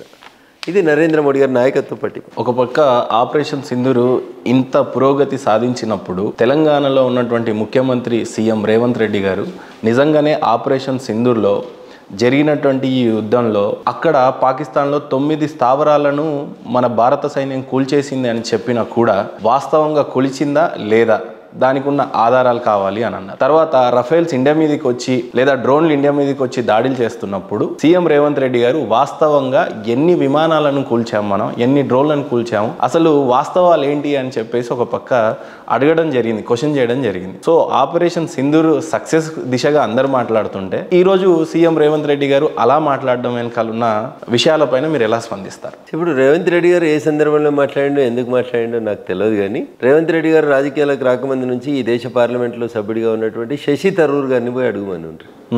విమానాలు కూలినాయి కరెక్టా కాదా, పాకిస్తాన్కి సంబంధించినటువంటి క్షిపణులను మనం కూలగొట్టింది కరెక్టే కాదా, బీజేపీలకు సమాధానం చెప్తే ఆయనకు నచ్చకపోవచ్చు. మీ పార్టీ ఎంపీ, మీ పార్టీలో ప్రస్తుతం కూడా ఎంపీ, గతంలో కేంద్ర మంత్రిగా పనిచేసిన ఆయన, వివిధ దేశాల లోపల అంబాసిడర్గా పనిచేసిన ఆయన, బాగా తెలివికల్లోడని మీ కాంగ్రెస్ పార్టీ విశ్వసించే శశి థరూర్ గారిని అడుగుంటారు. See why you are asking about the numbers? మీకు ఎవరి మీద విశ్వాసం లేదు? మీకు మీ మీద విశ్వాసం లేదు. మీ రాహుల్ గాంధీ గారికి మీ మీద విశ్వాసం లేదు, కాంగ్రెస్ వాళ్ళకి మీ మీద విశ్వాసం లేదు. అందరూ అట్లే ఉంటారని మీరు ఎందుకు అనుకుంటారు? ఈ దేశ ప్రజలు మోడీ గారిని నమ్ముతారు. కరోనా వస్తే చప్పట్లు కొడితే పోతుందా? చప్పట్లు కొట్టి సంఘీభావం చెప్పమని మోడీ గారు అడిగితే కొట్టిరు ప్రజలు. కరోనా పోయిందా లేదంటే ప్రపంచంలోని అన్ని దేశాలకు కరోనా మందులు ఇచ్చింది భారతదేశం. ఇది గుర్తుంచుకోవాలి రేవంత్ రెడ్డి గారు. Why you're talking about numbers? ఎందుకు మరి పాకిస్తాన్ మనతో యుద్ధం చేయడాన్ని ఎందుకు విరమించుకుంది? ఎందుకు విరమించుకోవాలని ఆలోచన వచ్చింది? ఒక రోజు కనుక ఇంకా యుద్ధాన్ని కంటిన్యూ చేసి ఉంటే ప్రపంచ చిత్రపటంలో పాకిస్తాన్ అనే దేశం కనబడినటువంటి పరిస్థితి వస్తుంది. ఓ పక్కన బలూచిస్తాన్ వచ్చేసింది కదా, మమ్మల్ని దేశంగా ప్రకటించేయమని చెప్పి. ఏడుంటుంది Pakistan? You know about the Balochistan. 44% of the Pakistan area is called Balochistan. ఇలా కాకపోతే లేకపోతే బలూచిస్తాన్ రేపు దేశం అవుతుంది కొత్తగా. పాకిస్తాన్ భూభాగం నుంచి 44% భూభాగాన్ని పక్కకు తీసుకొని బలూచిస్తాన్ ఒక దేశం అవుతుంది. బలూచిస్తాన్లో పాకిస్తాన్ జనాభా ఎంతనో తెలుసా? Not even 7%. చైనాకి పాకిస్తాన్ మీద ఉన్న ప్రేమ బలూచిస్తాన్ ఉంటే ఉంటుంది ప్రేమ. రేపు బలూచిస్తాన్ వేరే దేశం అయితే చైనా పాకిస్తాన్ దిక్కు చూడదు, చైనా బలూచిస్తాన్ తోటి దోస్తానం చేస్తుంది. కాబట్టి రేవంత్ రెడ్డి గారు ఎందుకు మాట్లాడినరు, ఆయన మాటలకున్న అర్థమైందనేది ఆయన సమాధానం చెప్పాలి. రేవంత్ రెడ్డి గారికి నేను సమాధానం చెప్పాల్సిన అవసరం లేదు. పాకిస్తాన్ ప్రధానమంత్రి గారే స్వయంగా చెప్పిండు, మేము 9వ తారీఖు తర్వాత భారతదేశం మీద దాడిని పెంచుదామని అనుకుంటే ఒకటే రోజు రాత్రి మా ఎయిర్ బేసెస్లు అన్నింటినీ భారతదేశంకి వెళ్ళి వచ్చినటువంటి ఒక యుద్ధ విమానం ధ్వంసం చేసిపోయింది అని చెప్పిండు. What else you need Revanth Reddy గారు? గతంలో కూడా మీ కాంగ్రెస్ నాయకత్వం ఇట్లే అడిగింది. ఊరిలో జరిగినప్పుడు కానీ, ఇతరత పఠాన్కోట్లో జరిగినప్పుడు కానీ, ఇట్లా ఇన్సిడెంట్స్ జరిగిన ప్రతిసారి భారతదేశం సర్జికల్ స్ట్రైక్ చేసినప్పుడు కానీ మీరు సాక్ష్యాలు అడుగుతూనే ఉన్నారు. మీరు ప్రజలలో కించపరచబడతా ఉన్నారు. మీ విలువని మీరు తగ్గించుకుంటున్నారు. మీ కర్మ దాన్ని భగవంతుడు కూడా మిమ్మల్ని కాపాడలేడు.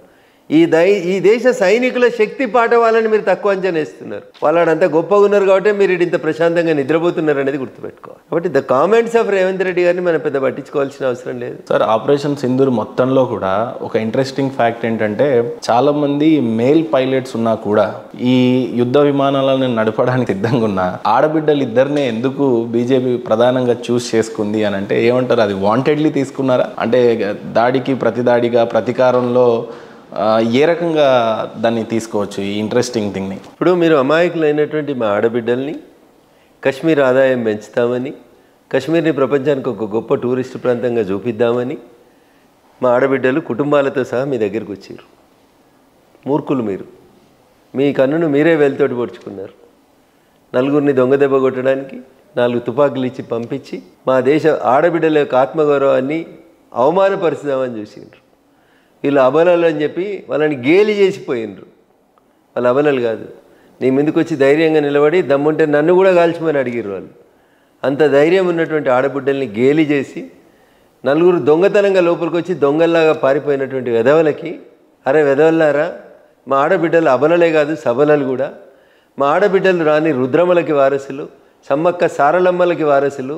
తిరగబడితే మీకు ప్రపంచ చిత్రపటంలో మీ పేరు కనబడకుండా చేస్తారు అని చెప్పడానికి లక్షలాది మంది సైనికులు ఉన్న భారత సైన్యం ఆడబిడ్డలకి ధైర్యాన్ని ఇచ్చేందుకు తీసుకున్నటువంటి ఒక గొప్ప నిర్ణయం. ఏ ఆడబిడ్డనైతే బేలగా భర్తను కోల్పోయి అక్కడ కన్నీరు పెడుతూ కనబడిందో, ఇంకో ఆడబిడ్డ పోయి అక్క నేను నీకు తోడుంటానని చెప్పి ధైర్యంగా నిలబడమని చెప్పడానికి 2 ఆడబిడ్డలు అర్ధగంటలు మిమ్మల్ని పొతం పెట్టి వచ్చిర్రు. భయ్, మీరు అబలల మీద, ఏమి చేతులు ఆయుధం లేని ఆడబిడ్డల మీద మీరు క్రూరత్వం చూపిస్తే మీ క్రూరమైనటువంటి టెర్రరిస్ట్ క్యాంపుల మీద మీరు శిక్షణ ఇచ్చినటువంటి దేశద్రోహులని పిన్ పాయింటెడ్గా ఏరి మరీ కొట్టొచ్చిర్రు. చేతులు ఏం లేదు, ఒక విమానం తీసుకొని పోయి కొట్టొచ్చిర్రు. ఇగో ఇది మా ధైర్యం, ఇది మా సామర్థ్యం, ప్రపంచానికి భారత మహిళ యొక్క గొప్పతనాన్ని చాటి చెప్పాలనుకున్నారు. అందుకనే ఇద్దరు ఆడబిడ్డలు జాలరబాయి మీకు అని చెప్పి సమాధానం. ఇదే ముఖ్యమంత్రి సీఎం రేవంత్ రెడ్డి గారు ముఖ్యమంత్రి అయిన తర్వాత నిజంగా మీలో పరిపాలన చేసే ఆ దక్షత ఉందా అని చెప్పి ఒక ప్రముఖ జర్నలిస్ట్ అడిగినప్పుడు, ముఖ్యమంత్రి అనే పోస్టు కేవలం కుంపు మేస్త్రి లాంటి పని, మనం జస్ట్ కేవలం కూర్చొని ఉంటే ఒక బ్యూరోక్రాస్ట్లు చేసే పని, దాన్ని మనము పరిరక్షణలో చూసుకుంటే చాలు అని చెప్పి చెప్పడం జరిగింది. అలాంటి బ్యూరోక్రాస్ట్లు ఈరోజు భారతదేశం యొక్క రెవెన్యూ 4.19 ట్రిలియన్ దాకా వెళ్ళింది అని అంటే బ్యూరోక్రాస్ట్ల పాత్ర ఉంటుంది. వాళ్ళ గురించి ఎప్పుడు కూడా రాజకీయ నాయకుడికి వెనకాల వెనుదన్నుగా ఉండేటువంటి బ్యూరోక్రాస్ట్ గురించి ఇంత రెవెన్యూ జనరేట్ చేసి ప్రణాళికలను సిద్ధం చేస్తూ ఉంటారు అని అంటారు. అలాంటి బ్యూరోక్రాస్ట్ల గురించి చెప్పాలి అని అంటే మీరేం చెప్తారు? ఈ దేశంలో రాజకీయ వ్యవస్థ 5 ఏళ్ళకి ఒకసారి మారుతుండొచ్చు, పార్టీలు మారుతుండొచ్చు, ఐడియాలజీ మారుతుండొచ్చు. కానీ ఈ దేశానికి ఏది మంచిది అని చెప్పడానికి ఇండియన్ అడ్మినిస్ట్రేటివ్ సర్వీస్ ద్వారా ఎంపికైనటువంటి ఐఏఎస్లు కానివ్వండి, ఇండియన్ పోలీస్ సర్వీసెస్లో వచ్చినటువంటి ఐపీఎస్లు కానివ్వండి, దేశ రక్షణకు కానీ దేశ అడ్మినిస్ట్రేటివ్ వ్యవస్థకు కానీ వీళ్ళు పిల్లర్లు లాంటి వాళ్ళు. మేము 5 ఏళ్ళకి ఒకసారి పరీక్షను ఎదుర్కొంటాం, గెలుస్తాం, వస్తాం, పరిపాలిస్తాం, మేము ఉంటాం, పోతూ ఉంటాం. బట్ ద సిస్టమ్ని కంటిన్యూస్గా నడిపేటువంటి వ్యవస్థ అంతా బ్యూరోక్రాట్లదే. ఈ బ్యూరోక్రాట్లు కొంతమంది అందులో తప్పుడు వ్యక్తులు ఉండవచ్చు, అన్ని వ్యవస్థలలో తప్పుడు వ్యక్తులు ఉన్నట్టు ఆ వ్యవస్థలో కూడా కొంతమంది తప్పుడు వ్యక్తులు ఉండవచ్చు. But majority of them or service oriented. ఈ దేశానికి ఏదో చేయాలనేటువంటి ఒక గొప్ప తపన ఉన్నటువంటి వ్యక్తులు. కాబట్టి అట్లాంటి వాళ్ళ గురించి తప్పుగా మాట్లాడడం అనేది సరైనటువంటి విధానం కాదు. మీరు గుంపు మేస్త్రిలాగా పనిచేయాలనుకుంటే అందరినీ అట్లా చేయాలనుకోవడం తప్పది. ప్రతి ముఖ్యమంత్రి ఒక్కొక్క గొప్ప నిర్ణయం తీసుకుంటారు, ఒక్కొక్కరికి ఒక్కొక్క ఆలోచన విధానం ఉంటుంది. వీరి ఆలోచన విధానం గుంపు మేస్త్రి విధానం అయి ఉంటుంది. నేను ఇక్కడ కూర్చుంటే అందరు కలిసి ఏదో పని చేస్తారనే ఆలోచన ఆయనకు ఉండి ఉంటుంది. కానీ అట్లా అనుకుంటే మరి నరేంద్ర మోడీ గారిని విమర్శించాల్సినటువంటి అవసరం ఏముంది? దానికి గొప్పగా కేంబ్రిడ్జ్లో, ఆక్స్ఫర్డ్లో చదువుకున్న వాళ్ళే ప్రైమ్ మినిస్టర్లు కావాలనే ఆలోచన ఎందుకు? మరి అంత గుంపు మేస్త్రి చెప్పినట్టు మేస్త్రీలతోటే నడిచేది ఉంటే ఇల్లు కట్టుడు, ఇక మరి మేస్త్రి ఎందుకు? కాబట్టి దట్ ఈజ్ నాట్ కరెక్ట్. వారి అభిప్రాయం వారిదే ఉంటుంది, అది కరెక్ట్ అయినటువంటి అభిప్రాయం అయితే కాదు. బ్యూరోక్రాట్లు డెఫినెట్గా ఈ దేశ అడ్మినిస్ట్రేటివ్ వ్యవస్థ లోపల ఈ రెవెన్యూ జనరేషన్లో బ్యూరోక్రాస్ట్ల పాత్ర కానీ లేకపోతే వాళ్ళు శ్రమించే విధానం కానీ ఏ రకంగా ఉంటుంది? అసలు ఏముంటుంది వాళ్ళ పాత్ర? ఒక రెవెన్యూ జనరేషన్లోనే ఉండరు వాళ్ళు. ప్రజలకి మంచి అయినటువంటి అనేక పథకాల రూపకల్పనలో కానివ్వండి, ఈ దేశ రక్షణ రంగం లోపల ఉన్నటువంటి అనేక రకాలైనటువంటి ఉత్పత్తుల్ని బయట దేశాల నుంచి కాకుండా మనం తెచ్చుకోవడానికి కానీ చాలా చోట్ల వాళ్ళ పాత్ర ఉంటుంది. స్కూళ్ళలో కానీ, మిడ్ డే మీల్స్లో కానీ, రేషన్ కార్డులో కానీ, ధరణిలో కానీ, భూభారతిలో కానీ ఇట్లా కొత్త చట్టాలు తెచ్చే ప్రతి దాంట్లో మనల్ని గైడ్ చేసేది వాళ్ళే. కాబట్టి అడ్మినిస్ట్రేటివ్ విభాగంలో ఉన్నటువంటి ఐఏఎస్ని, ఐపీఎస్ని, ఐఆర్ఎస్ని ఎవరికి ఉండే పాత్ర వాళ్ళు చేస్తూ ఉంటారు. కాబట్టి వాళ్ళ పనిని వాళ్ళు నిర్వర్తిస్తుంటారు. వాళ్ళ సేవల్ని వాడుకొని ఈ దేశాన్ని అత్యుత్తమంగా ఎట్లా నిర్మించాలనేది ప్రజల చేత ఎన్నుకోబడిన పాలకుల చేతులు ఉంటుంది. పాలకుడు సరిగా ఉంటే వాళ్ళు బాగా పనిచేస్తారు. That is the final end. India యొక్క ప్రెసిడెంట్ చూసినట్లయితే ఒక ట్రైబల్ ఆవిడ ఈరోజు దేశానికి ప్రెసిడెంట్గా ఉంది. తను వచ్చిన తర్వాత ఎస్సీ ఎస్టీలకి స్టార్టప్స్ గురించి కూడా బడ్జెట్లలో పెట్టడం చూసాము. అలాగే ఎస్సీ ఎస్టీల గురించి ప్రధానంగా ఈ బడ్జెట్లో ఎక్కువగా ప్రాధాన్యం ఇచ్చినట్టుగా కనపడతా ఉంది. రానున్న రోజుల్లో ఈ బడ్జెట్లో ఎస్సీ ఎస్టీలకు ఉండే పాత్ర ఏంటి, మీ గవర్నమెంట్ చూపుతున్న చొరవ ఏంటి అంటే ఏమంటారు? సో 2024-25 బడ్జెట్ లోపల తీసుకుంటే ఎస్సీ ఎస్టీ సామాజిక వర్గాలకి మేము జరిపినటువంటి కేటాయింపులు సుమారు 1.5 లక్షల కోట్లు దళితులకు కేటాయించడం జరిగింది. అట్లే 1.2 లక్షల కోట్లు ప్రముఖ పథకాలైనటువంటి స్టాండప్ ఇండియా, ట్రైఫెడ్, గిరిజన బిడ్డలు చదువుకోవడం కోసం, గిరిజన ఉత్పత్తుల కోసం, గిరిజనుల స్కూల్ లెవెల్కే కాకుండా ఇంకొంచెం హయ్యర్ ఎడ్యుకేషన్కి పోతున్నప్పుడు వాళ్ళకి ఇచ్చేటువంటి హాస్టల్స్ కానీ, స్కాలర్షిప్ల విషయంలో కానీ ట్రైఫెడ్ని ఎంకరేజ్ చేస్తూ ఉన్నాం.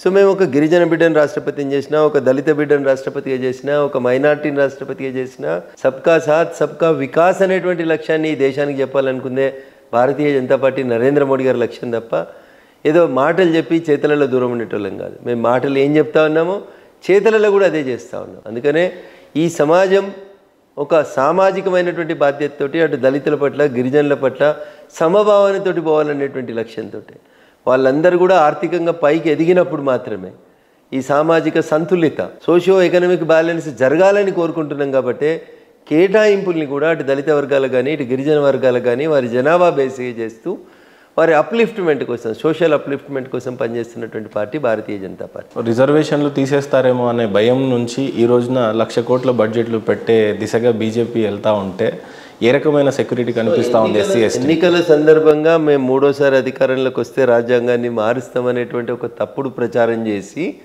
కాంగ్రెస్ 57 సీట్లకు వెళ్ళి 99 సీట్లకు ఎదగగలిగింది తప్ప బాబాసాహెబ్ అంబేద్కర్ని గౌరవించింది, వారి పనులని గుర్తించింది, వారి పంచతీర్థాన్ని డెవలప్ చేసింది భారతీయ జనతా పార్టీ తప్ప ఇంకొకరు కాదు. భారతీయ జనతా పార్టీ ప్రతిపక్షంలో ఉండి అప్పుడు రికమెండ్ చేస్తేనే డాక్టర్ బాబాసాహెబ్ అంబేద్కర్ గారికి భారతరత్న వచ్చింది. కానీ కాంగ్రెస్ జవహర్లాల్ నెహ్రూ గారికి ఇచ్చుకుంది, ఇందిరాగాంధీ గారికి ఇచ్చుకుంది, రాజీవ్ గాంధీ గారికి కూడా ఇచ్చుకుంది భారతరత్న. కానీ డాక్టర్ బిఆర్ అంబేద్కర్ గారికి భారతరత్న ఇవ్వాలనే ఆలోచన కాంగ్రెస్ పార్టీకి రాలేదు. వారికి భారతరత్న ఇవ్వాలని రికమెండ్ చేసిన పార్టీ భారతీయ జనతా పార్టీ. వారు పుట్టిన ప్రదేశం, చదివిన ప్రదేశం, వారు ప్రాక్టీస్ చేసిన ప్రదేశం, ఇట్లా పంచతీర్థ పేరిట వారు నివసించిన ఇంటితో సహా ప్రతిదాన్ని అభివృద్ధి చేసింది భారతీయ జనతా పార్టీ, నరేంద్ర మోడీ గారి ప్రభుత్వం. కాంగ్రెస్కి లోకల్ స్టాండ్ ఎక్కడ ఉంటుంది? మొట్టమొదటి ఎన్నికలలో డాక్టర్ బాబాసాహెబ్ అంబేద్కర్ పోటీ చేసినప్పుడు వారి మీద పోటీకి పెట్టి వారిని ఓడగొట్టినటువంటి పార్టీ కాంగ్రెస్, కమ్యూనిస్ట్ పార్టీలు. ఇక వీళ్ళు మాట్లాడితే రాజ్యాంగం గురించి ఎట్లా? ఎస్టీలకు ఎస్సీలకు రిజర్వేషన్స్లు ఎక్కడ తీసేస్తారేమో అని చెప్పి మీలాంటి ఎంపీలకి ఓట్లు కూడా తగ్గి చాలా చోట్లలో ఓటర్స్ దూరం అయ్యారు బీజేపీకి అనేది వాస్తవం. ఈరోజు 1,00,000 కోట్ల బడ్జెట్లు పెట్టిన తర్వాత ఎస్టీలను ఎస్సీలను మీరు ఆకట్టుకోవడం జరిగింది. సో ఏ రకంగా చూస్తారు దీన్ని? దురదృష్టం ఇది. ఎందుకంటే మోడీ గారి క్యాబినెట్ మీరు మొదటి నుంచి గమనిస్తే 12 మంది దళిత మంత్రులు ఉన్నారు, 8 మంది ట్రైబల్ మంత్రులు ఉన్నారు, 8 మంది మహిళా మంత్రులు ఉన్నారు, 8 మంది మైనారిటీ మంత్రులు ఉన్నారు, 27 మంది ఓబీసీలకు మంత్రి పదవి ఇచ్చారు. మోడీ గారి క్యాబినెట్లో 80% అన్న మోడీ గారి క్యాబినెట్లో 80% బీసీలు, ఎస్సీలు, ఎస్టీలు, మైనార్టీలు, మహిళలు ఉన్నారు. మిగతా ఈ దేశంలో ఉన్న ఏ రాష్ట్రంలోనైనా క్యాబినెట్ కూర్పు గురించి మాట్లాడుండన్నా? We are for them. కానీ మమ్మల్ని వాళ్ళకి దూరం చేసేటువంటి కుట్రలు జరుగుతూ ఉన్నాయి. మేము వాటిని వేటిని పట్టించుకోకుండా మళ్ళీ చెప్తా ఉన్నాం, సబ్కా సాత్ సబ్కా వికాస్ అనేటువంటి నినాదం ఖచ్చితంగా మేము అమలు చేస్తున్నాం. అందుకనే అంత్యోదయ వైపే మా అడుగులు పడుతున్నాయి తప్ప మా అడుగులు ఎక్కడ తడబడలేదు. ఒక పక్క చూసినట్లయితే బీసీలకు బాగా దగ్గర అవుతున్నట్టుగా బీసీనే ముఖ్యమంత్రిని చేస్తామని చెప్పిన మీ పార్టీ ఎక్కడో చిన్న చూపుగా దూరంగా ఆలోచించకుండా ఉంది అని అంటే ఓసీల గురించి అని చాలా బలంగా వినిపిస్తూ ఉంది. ఓసీలో కూడా ఈబీసీ అనే ఒక క్లాస్ని తయారు చేశారట రాజశేఖర్ రెడ్డి గారు. నేను మొన్న చదివాను అది.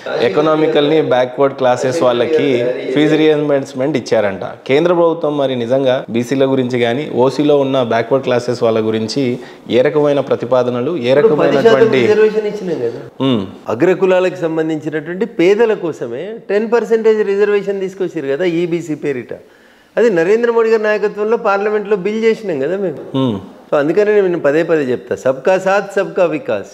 అది ముస్లిం ఆడబిడ్డల కోసం తెచ్చిన ట్రిపుల్ తలాక్ అయినా, లేకపోతే అడ్డగోలుగా సంపాదించుకుంటున్నటువంటి కొంతమంది ముస్లిం ముల్లాలకి మౌలానాలకి వ్యతిరేకంగా తెచ్చిన వక్ఫ్ రద్దు అయినా, ఇట్లా ఏది తీసుకొచ్చినా కానీ సబ్కా సాత్ సబ్కా వికాస్ అనేది తీసుకొచ్చినా తప్ప ఇంకొకటి కాదు.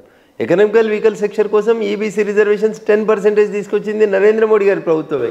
ఏ రకంగా పనిచేస్తూ ఉంది ఇప్పుడు? దురదృష్టం కొన్ని రాష్ట్రాలు అమలు చేయట్లేదు, కానీ భారత ప్రభుత్వం ఖచ్చితంగా దాన్ని అమలు చేస్తూ ఉంది.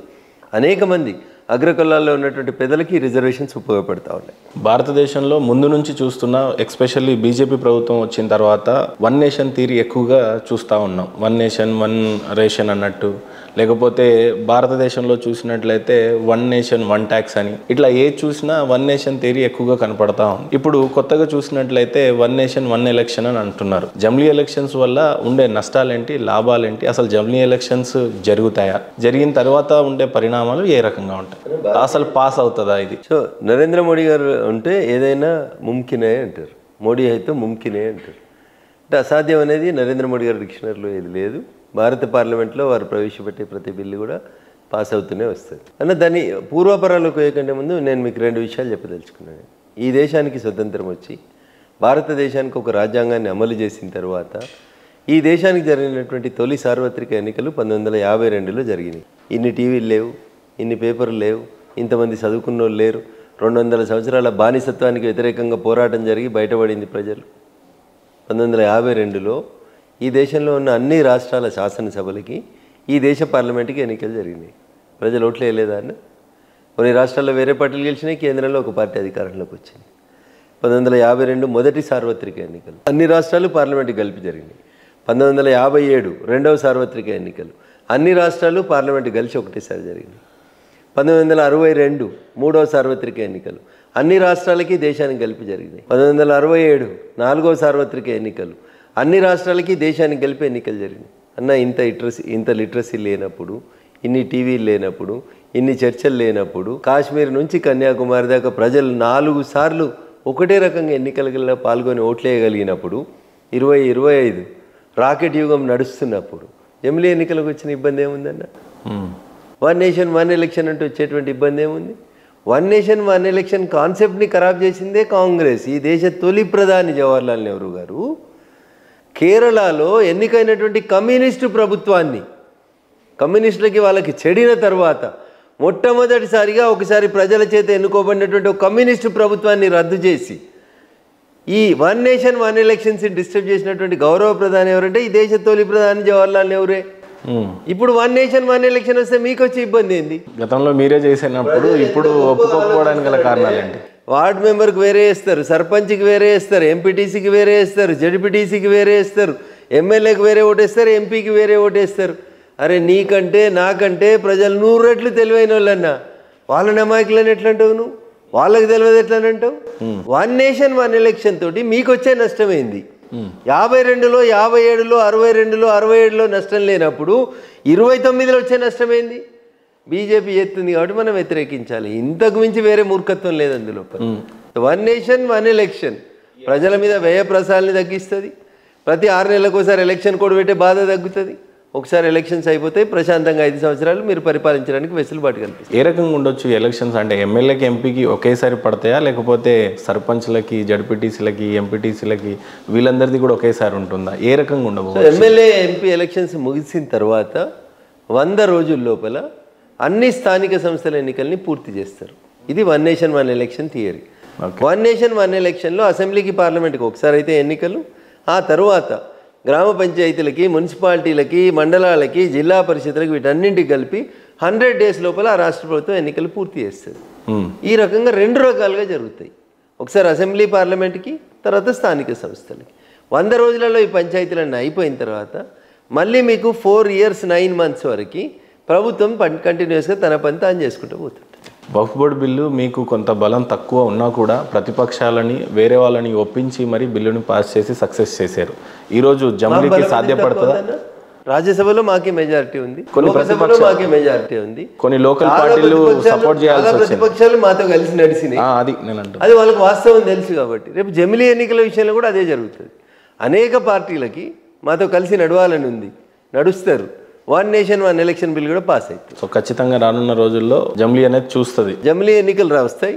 వన్ నేషన్ వన్ ఎలక్షన్ ఎట్లయితే వస్తుందో ఈ దేశంలో ఉన్న ప్రజలందరికీ ఒకటే యూనిఫామ్ సివిల్ కూడా, కామన్ సివిల్ కూడా మీరు ఏమని పిలుస్తారో అది కూడా వస్తుంది. అది కూడా నరేంద్ర మోడీ గారి నాయకత్వంలోనే వస్తుంది, బీజేపీ నాయకత్వంలోనే తీసుకొస్తాం ఈ బిల్లులని. సో ఖచ్చితంగా ఈ బిల్ పాస్ అవుతుంది అని 100% పాస్ అవుతుంది. వీఆర్ డెమోక్రటిక్ కాబట్టి, మేము ప్రజా విశ్వాసాన్ని చూరగొన్న ప్రభుత్వం కాబట్టి 100% పాస్ అయ్యింది. జమిలీ ఎలక్షన్స్ నిజంగానే అయిపోయిన తర్వాత భారతదేశంకు ఉండే లాభాలు ఏంటంటే ఏం చెప్తారు? నేను అదే చెప్తా ఉన్నా. ఇప్పుడు 2024 మేలో మాకు ఎలక్షన్స్ అయినాయి, జూన్లో రిజల్ట్ వచ్చింది. 6 నెలలు కాకముందే ఇంకో రాష్ట్రానికి ఎన్నికలకు పోతుంది. ఎలక్షన్ కోడ్ 3 నెలలు, మళ్ళీ 3 నెలలు కాకముందే మళ్ళీ రాష్ట్రానికి ఎలక్షన్. ప్రధానమంత్రి గారు కూడా మా పార్టీ నాయకుడే కదా, వారు కూడా ఎన్నికల ప్రచారంలో పోవాలి కదా. అంతే కదా. దీనివల్ల గవర్నెన్స్ డిస్టర్బెన్స్ అవుతుంది. ఇప్పుడు అమెరికాలో ప్రెసిడెంట్ అధ్యక్ష పదవికి ఒకసారి ఎన్నికలు అవుతాయి, మళ్ళీ 6 ఏళ్ల దాకా ఏముండదు కదన్న పంచాయతీ. అంత పెద్ద దేశం అని చెప్తారు కదా, ప్రపంచంలోనే నెంబర్ 1 స్థానంలో ఉన్న దేశానికి ఒక్కసారి ఎన్నిక జరిగితే ఇబ్బంది కానప్పుడు 4వ ఎకానమీలో ఉన్న మనకు ఒకసారి ఎన్నిక జరిగితే మీకు వచ్చే నష్టమైంది. సో కంపారిజన్ లేదు. బట్ నేనేమంటున్నా, మన డెమోక్రటిక్ స్పిరిట్ చాలా గొప్పది. ఎలక్షన్ల తెల్లారి మీరు పేపర్లో చూస్తే 90 ఏళ్ళ ముసలవని మంచం మీద పట్టుకొని వచ్చి 4 ఎత్తుకొని వచ్చి ఓటేపిస్తారు. ఎందుకవ్వా నీకు ఈ కష్టం అని అడిగితే అవ్వ చెప్తుంది, ఓటు వేయకపోతే బిడ్డ జనాభా లెక్కలలో లేనట్టట కదా అని చెప్తుంది. కానీ చాలా మంది చదువుకున్న వాళ్ళు ఓటు అంటే సెలవు అని చెప్పి ఎంజాయ్ చేస్తారన్న, మాళ్ళకు పోతారు లేకపోతే సినిమాలకు పోతారన్న. So this is the beauty of the democracy of this country, that you should understand. Intellectuals బ్యూరోక్రాట్స్లు చేసే విమర్శలు ఏంటంటే, ఒక డిగ్రీ PhD MBA చేసిన తర్వాత నీకు ఉద్యోగం రావట్లేదు అని అంటే నీ ఎడ్యుకేషన్లో ఏదో తప్పు ఉంది అందుకని నీకు రావట్లా, లేదు ఒక స్టార్టప్ చేసుకోవడానికో లేకపోతే ఇంకా ఏదైనా బాగా థింక్ చేయాలి అని అంటే దేనికైనా ఎడ్యుకేషనే చాలా ఇంపార్టెంట్ అంటారు. అలాంటి ఎడ్యుకేషన్ని చాలా గతంలో నిర్లక్ష్యం చేశారు. సో బీజేపీ వచ్చిన తర్వాత ఎడ్యుకేషన్ పాలసీస్ మీద ఏ రకమైనటువంటి బడ్జెట్ ప్రవేశపెట్టింది, ఏ రకమైనటువంటి పాలసీస్ చేంజ్ చేసి నిజంగానే చదువుకున్నటువంటి విద్యార్థులకి ఆ విద్య ఉపయోగపడే విధంగా ఉంది అని అంటే ఏం చెప్తారు? ముందుగా నేషనల్ ఎడ్యుకేషన్ పాలసీ అని 2020 తీసుకొచ్చినాం. దేశానికి స్వతంత్రం వచ్చినాక విద్యా వ్యవస్థ లోపల 34 ఏళ్ళ తర్వాత ఒక గొప్ప మార్పుని నూతన జాతీయ విద్యా విధానం ద్వారా ప్రవేశపెట్టి, సో పిల్లలకి స్పూన్ ఫీడింగ్ బంద్ చేసి తమ కాళ్ళ మీద తాళ్ళే ఐటీఐలు, ఐఐటీలు, పాలిటెక్నిక్లు ఎక్కడైతే ప్రొడక్టివిటీ వైపు విద్యార్థులు మళ్ళడానికి, ఇప్పుడు చాలా చోట్ల చాలాసార్లు పేపర్లలో చూస్తాం మనం, ఒక ఇల్లు క్లీన్ చేయడానికి ఒక రోబోను ఒక ఐఐటి విద్యార్థి తయారు చేసిండు అని చూస్తాం. నాకు జరిగిన ప్రాక్టికల్ ఎగ్జాంపుల్ చెప్తాను. నేను మొన్న మార్చ్ ఏప్రిల్లో స్కూళ్ళలో ఒక స్కూల్కి వెళ్ళా, ప్రైవేట్ స్కూల్. విద్యార్థులంతా సైన్స్ ఎగ్జిబిషన్ పెట్టిండంటే ఒక 4th క్లాస్ స్టూడెంట్, ఒక 4th క్లాస్ అమ్మాయి తాము ఎండాకాలం సెలవులలో ఊరికి పోతే ఆ నెల 45 రోజులలో ఊరికి పోయి వచ్చేసరికి ఇంటి కాంపౌండ్లో ఉన్న మొక్కలు చనిపోకుండా ఉండడం కోసం డ్రిప్ ఎట్లా నడవాలి అని చెప్పి ఒక ఇన్స్ట్రుమెంట్ని తయారు చేసిందన్న. ఇది లర్నింగ్ బై డూయింగ్, చదువుకుంటూనే వాళ్ళు పనిచేయడం ఎట్లా అనేది నేర్చుకునే విధానంగా మన విద్యా విధానం మారాలని కోరుకుంటున్నాం. మనం డిగ్రీ అయిపోయింది ఉద్యోగం అనే కాడి నుంచి ఇగో నేను ఒక పని నేర్చుకొని వచ్చిన, నాకు ఇంకో 10 మందికి ఉద్యోగం ఇస్తా అనే రీతి లోపల జాతీయ విద్యా విధానం లోపల మార్పులు తీసుకొచ్చేందుకే నూతన విద్యా విధానం పాలసీ తీసుకొచ్చినాం. దాంట్లో భాగంగా లర్నింగ్ బై డూయింగ్. 4వ తరగతి అమ్మాయి ఒక ఆలోచన వచ్చింది, ఎండాకాలంలో మేము ఊరికి వస్తే నేను పెంచిన చెట్లకి ఏం కావాలని ఆలోచించింది. This is the greatness. ఎంతసేపు పిల్లల్ని పుస్తకాల పురుగులుగా బట్టి కొట్టే మిషన్లుగా మానేసి వాళ్ళని లర్నింగ్ బై డూయింగ్కి తీసుకోవడం కోసం ప్రధానమంత్రి Shri schools, PM Shri schools కింద ఈ దేశంలో 14,500 స్కూళ్ళని మోడల్ స్కూల్స్ని ఎంపిక చేసినాం. వీళ్ళందరి లోపల skill development, digital learning, multiple లాంగ్వేజెస్ని వాళ్ళ లోపల డెవలప్ చేసి వీళ్ళని భావి భారత పౌరులుగా తీర్చిదిద్దేందుకు పనిచేస్తూ ఉన్నాం. This is a great change అన్న. ఇగో ఈ 10 ప్రశ్నలు చదువు, ఇళ్ళకెళ్ళి 5 ప్రశ్నలు వస్తాయి, 3 రాయి, బట్టి కొట్టు, మక్కి రాయి, నీకు 60% మార్కులు వస్తాయి. ఫస్ట్ క్లాస్లో పాస్ అయిన కాడి నుంచి తీసేసి పిల్లలలో ఉన్నటువంటి సృజనాత్మకతని పెంపొందించేందుకు 3 ఏళ్ళకి 2 ఏళ్ళకి స్కూల్కి పంపించడం బంద్ చేసి 6 ఇయర్స్ నుంచి పంపిస్తే పిల్లల ఆలోచన విధానం లోపల కొంచెం మార్పులు వస్తాయని, ఏజ్తో ప్రకారం పిల్లలు పెరగడం నేర్చుకోవాలన్న విధానాన్ని దృష్టిలో పెట్టుకునే నూతన జాతీయ విద్యా విధానాన్ని తీసుకొచ్చి పిల్లల ఆలోచనలకు అనుగుణంగా చదువు చెప్పమని చెప్తాను. అందుకని వెనకట్లాగా ఎంపీసీ, బైపీసీ 2 గ్రూపులు ఉండే, ఇప్పుడు ఎంబైపీసీ కూడా వచ్చింది, ఎంఈసీ కూడా వచ్చింది, మార్పులు చేర్పులు చాలా వస్తూ ఉన్నాయి. అట్లా విద్యా వ్యవస్థ లోపల మార్పులు, విద్యార్థులకు ఆసక్తి ఉన్నటువంటి రంగంలో పనిచేయించడానికి మా విద్యా విధానం మార్పు చేస్తూ ఉన్నాం. పిల్లల్లో ఉన్నటువంటి ఇన్నోవేటివ్నెస్ని ఎంకరేజ్ చేస్తూ ఉన్నాం. దానివల్ల భావి భారతంలో డిగ్రీ అయిపోయింది ఉద్యోగం ఇవ్వమనే స్థితి నుంచి నాది డిగ్రీ పూర్తయింది, నా దగ్గర ఇంకో 10 మందిని పెట్టుకొని నేను ఇంకా 10 మందికి ఉపాధి కల్పిస్తా అనే స్థితికి, అంటే బతుకు నేర్పించుతున్నాం. జీవిత విధానం లోపల మార్పులు నేర్పించి ప్రజల్ని సోమరిపోతుల నుంచి పని వైపు నెట్టడానికే నూతన జాతీయ విద్యా విధానం ఉపయోగకరంగా ఉంటుందని ఆలోచిస్తాను. ఎడ్యుకేషన్ బడ్జెట్ చూసినట్లయితే 50,000 నుంచి 60,000 కోట్ల వరకు స్పెండ్ చేసినట్టుగా కనపడతా ఉంది కేంద్ర ప్రభుత్వం. ఏ రకంగా దాన్ని వినియోగించుకోబోతున్నారు అని అంటే ఏం చెప్తారు? టెంపరీగా కొత్త బిల్డింగ్లు కట్టుర్రి, కొత్త కంప్యూటర్లు ఇయ్యి అని చెప్తలేము మేము. ఉన్న వసతులని అక్కడ ఉన్నటువంటి పరిసరాలకు అవసరంగా, అక్కడ ఉన్నటువంటి విద్యార్థులకు అవసరంగా వాటిని అనుగుణంగా మారుస్తే, ఎవరు చెప్పిన ఒక పాపకి తన ఎండాకాలంలో ఇంటికి పోతే నా చెట్లు చచ్చిపోవద్దు, వాటికి నీళ్ళు కావాలనే ఆలోచన వచ్చి ఉంటుంది. 40-45 రోజులు ఒక మొక్క బతకాలి అంటే దానికి ఎన్ని నీళ్ళు అవసరమైతే అనే క్యాలిక్యులేషన్ ఎవరు చెప్పారు ఆ పాపకి? So this is all innovation. రోజు ఆ చెట్టుకి నీళ్ళు అమ్మాయి పోసింది, ఆ చెట్టుని బతికించాలనుకుంది కాబట్టి అమ్మాయికి ఒక ఆలోచన వచ్చింది, ఈ చెట్టుకు రోజు ఇన్ని నీళ్లు పడతాయి, నేను 40 రోజులు మా అమ్మమ్మ వాళ్ళ ఊరుకో నానమ్మ వాళ్ళ ఊరుకో పోయి వచ్చేసరికి ఈ చెట్టు చచ్చిపోవద్దంటే మా పెరట్లో ఉన్న అన్ని మొక్కలకి ఇన్ని నీళ్లు కావాలని ఆలోచించింది. ఇది ఎందుకు వచ్చింది? Learning by doing. నువ్వు ప్రాక్టికల్గా ఉంటే వస్తుంది. కోళ్ళని పోల్ట్రీ ఫామ్లో పెట్టి ఏసీలో పెట్టి పెంచినట్టు పెంచకుండా పిల్లల్ని బయటి ప్రపంచంతో ఎడ్యుకేట్ చేసి బయటి ప్రపంచంతో కలిసి పెరిగేలాగా చేస్తే పిల్లలకి ప్రపంచం, పర్యావరణం అన్నీ నేర్పిస్తుంది. వాళ్ళకి ఇలా పర్యావరణం బాగుండాలని పిల్లలు చాలా చేస్తూ ఉన్నారు, ప్లాస్టిక్ని వాడకుండా చేస్తూ ఉన్నారు. So these are all innovations. ఈ ఇన్నోవేషన్స్ వైపు విద్యార్థుల్ని నడిపిస్తూ ఉన్నాం. దానికి నూతన జాతీయ విద్యా విధానం ఉపయోగపడుతుంది.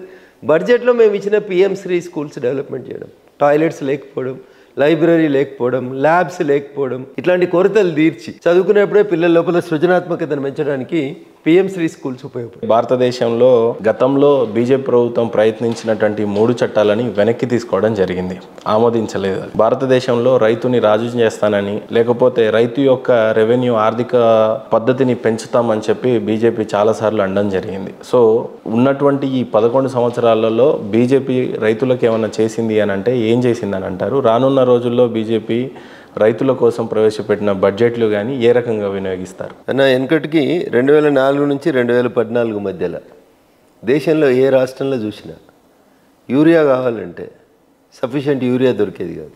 రాత్రిపూట లైన్లో నిల్చొని చెప్పులు పెట్టి, గొంగళ్ళు పెట్టి, బ్యాగులు పెట్టి ఇంటికి పోయి పడుకొని పొద్దుగాలు వచ్చి లైన్లో నిల్చొని కొట్టుకునే పరిస్థితి. యూరియా కోసం లైన్లో నిల్చొని చచ్చిపోయిన రోజుల నుంచి ఈరోజు మీకు ఎంత యూరియా కావాలంటే యూరియాని ఇచ్చే స్థితికి భారతదేశం ఎదిగింది. ఉత్తగానే రాలేదన్న, చిన్న ఆలోచన. మరి ఆక్స్ఫర్డ్లో చదివిన వాళ్ళకి, కేంబ్రిడ్జ్లో చదివిన వాళ్ళకి ఎందుకు రాలేదో నాకు తెలియదు. యూరియా అంతా అప్పుడు బ్లాక్ మార్కెటింగ్కి పోయేది, పాల తయారీకి వాడుకునేటోళ్ళు, ఇతర కెమికల్స్ తయారీలో వాడేటోళ్ళు. ఇప్పుడు నరేంద్ర మోడీ గారు ప్రధానమంత్రి అయిన తర్వాత ఒక చిన్న లాజిక్, యూరియాకి వేప నూనెను యాడ్ చేసి దాన్ని చేదుగా చేసేస్తే you cannot add it in any other chemicals. ఈ ఒక చిన్న ఆలోచన రాలేదు ఆక్స్ఫర్డ్లో, కేంబ్రిడ్జ్లో చదువుకున్న వాళ్ళకి. నరేంద్ర మోడీ గారు వచ్చినాక అది చేస్తే భూమికి ఫెర్టిలిటీ పెరిగింది, రైతుకి యూరియా దొరికే స్థితికి వచ్చినాం. మనం ఏ సీజన్కి ఆ సీజన్కి ముందే రైతులకు కావాల్సినటువంటి అన్నీ కూడా ఇస్తూ ఉన్నాం. అంతర్జాతీయ మార్కెట్లో యూరియా బ్యాగ్ విలువ 3500 పెరిగింది. దాదాపు 3200 భారత ప్రభుత్వమే సబ్సిడీ ఇస్తుంది.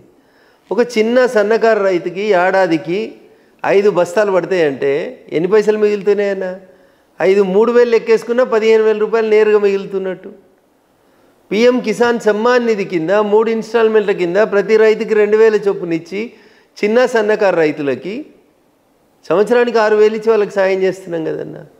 నేను ఇందాక చెప్పిన డ్రోన్లు తీసుకొచ్చినాం కదన్నా, కూలీలను పెట్టి మందు కొట్టుడు బంద్ చేసి ఒక రైతు డ్రోన్ ఆపరేట్ చేసి తన పొలం అంతా మందు కొట్టుకునేటువంటి పరిస్థితి తీసుకొచ్చినాం. వ్యవసాయంలోకి ఆధునిక పనిముట్లు తీసుకొచ్చినాం. వ్యవసాయ రంగాన్ని మోడర్నైజేషన్ వైపు నడిపిస్తూ ఉన్నాం. ఎక్కడికక్కడ రైతుల్ని స్వయం సమృద్ధి చేస్తూ ఉన్నాం. ఇవన్నీ ఆదాయాన్ని పెంచడానికి ఉపయోగపడేటువంటి. పక్క దేశాల్లో చూసినట్లయితే అగ్రికల్చర్లో వాడుతున్నటువంటి ఇన్నోవేషన్ మిషన్స్ భారతదేశంలో ఇంకా ఆ టెక్నాలజీని ఆమడ దూరంలోనే ఉన్నట్టుగా కనపడతాం. బీజేపీ తీసుకున్నటువంటి చొరవ ఏ రకంగా ఉంది అని అంటే ఏమంటారు? సో నేను అదే చెప్పిన, ఇందా మీకు డ్రోన్లను తీసుకొచ్చినాం అంటున్నా. కూరగాయలకు మందు కొట్టాలి, ఒక చెట్టుకు మందు కొట్టాలంటే స్పెసిఫిక్గా పోయి అక్కడికే డ్రోన్ ద్వారా పోయి కొట్టగలిగే స్థితికి తీసుకొచ్చినాం.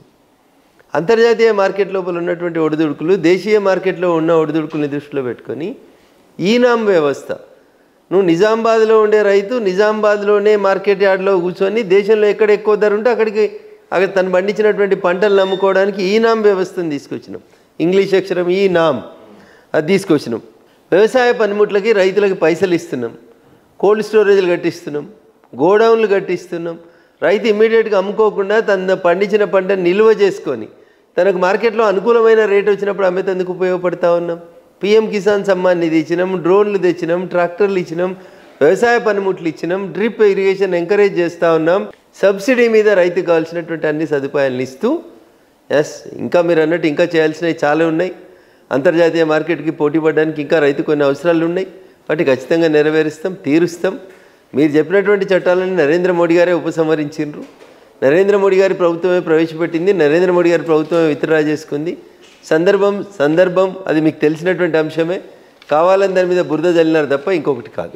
ఏ దేశంకైనా గట్టి పిల్లర్లుగా ఉండేది ఏదన్నా ఉందంటే ఈజీ ఆఫ్ డూయింగ్ బిజినెస్ ఒకటి, స్టార్టప్ బిజినెస్ ఒకటి. ఆ ర్యాంక్లో చూసినట్లయితే భారతదేశంలో ఈజీ ఆఫ్ డూయింగ్ ఏ రకంగా ఉంది బిజినెస్ విషయంలో, స్టార్టప్ చేస్తున్నటువంటి యువతకి ఏ రకమైనటువంటి బడ్జెట్ ప్రవేశపెట్టి సపోర్ట్ చేస్తున్నారు, ఫ్యూచర్లో ఏ రకంగా స్టార్టప్ ఇండియా కానీ ఎంటర్ప్రెనర్స్కి కానీ బీజేపీ ఏ రకంగా సపోర్ట్ చేయబోతుంది అని అంటే మీరు ఏం చెప్తారు? ఇప్పుడు ఈజ్ ఆఫ్ డూయింగ్ బిజినెస్లో నరేంద్ర మోడీ గారు ప్రభుత్వం అధికారంలోకి వచ్చేసరికి భారతదేశం ప్రపంచ ర్యాంకులలో 132వ ర్యాంకులో ఉండే, ఈరోజు 63వ ర్యాంకు వచ్చింది. సో ఎంత గణనీయమైనటువంటి మార్పు వచ్చిందో మీరు ఒకసారి అర్థం చేసుకోవాలి. ఈ దేశంలో దళితులను ఉద్దేశించి దళితుల్ని పారిశ్రామికవేత్తల్ని చేసేందుకు డిక్కీ అని ఒక సంస్థ పనిచేస్తుంది. నరేంద్ర మోడీ గారు ప్రధానమంత్రి అయ్యే కంటే ముందు ఏ ప్రధానమంత్రి కూడా డిక్కీ ప్రోగ్రామ్కి ఫుల్ డే అటెండ్ కాలేదు. వచ్చి రిబ్బన్ కట్టేసి ప్రోగ్రామ్ ఆన్ అయిందని వెళ్ళిపోయేటోళ్ళు. కానీ ఒక దేశ ప్రధాని సాక్షాత్తు ఫుల్ డే కూర్చొని దళిత పారిశ్రామికవేత్తల ఆలోచన విధానం ఎట్లుంది, ఏం చేయాలనే దాని లోపల కూడా ఆయన ఇంటరాక్ట్ అయినాడు. So this is how we will concern. మా కన్సర్న్ ఇట్లా పేద ప్రజల కోసం ఉంటుంది. అందుకనే అది ఏ రంగం తీసుకున్నా కానీ నరేంద్ర మోడీ గారి నాయకత్వం లోపల చాలా స్పష్టంగా ప్రజలకి బెనిఫిట్ జరిగేందుకు మాత్రమే పనిచేసినాం తప్ప ఇంకొకటి కాదు.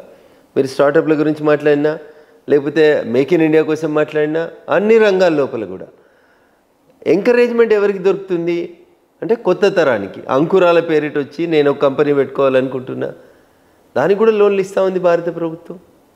ప్రజలని తన కాళ్ళ మీద తను నిలబడేలా చేస్తూ ఉంది భారత ప్రభుత్వం. ప్రజల్ని పనుల వైపు మళ్లించేలాగా ఆలోచన చేస్తుంది భారత ప్రభుత్వం, నరేంద్ర మోడీ గారి నాయకత్వం. ఇంకెవరు కూడా ఈ దిశగా ఆలోచించలేదు.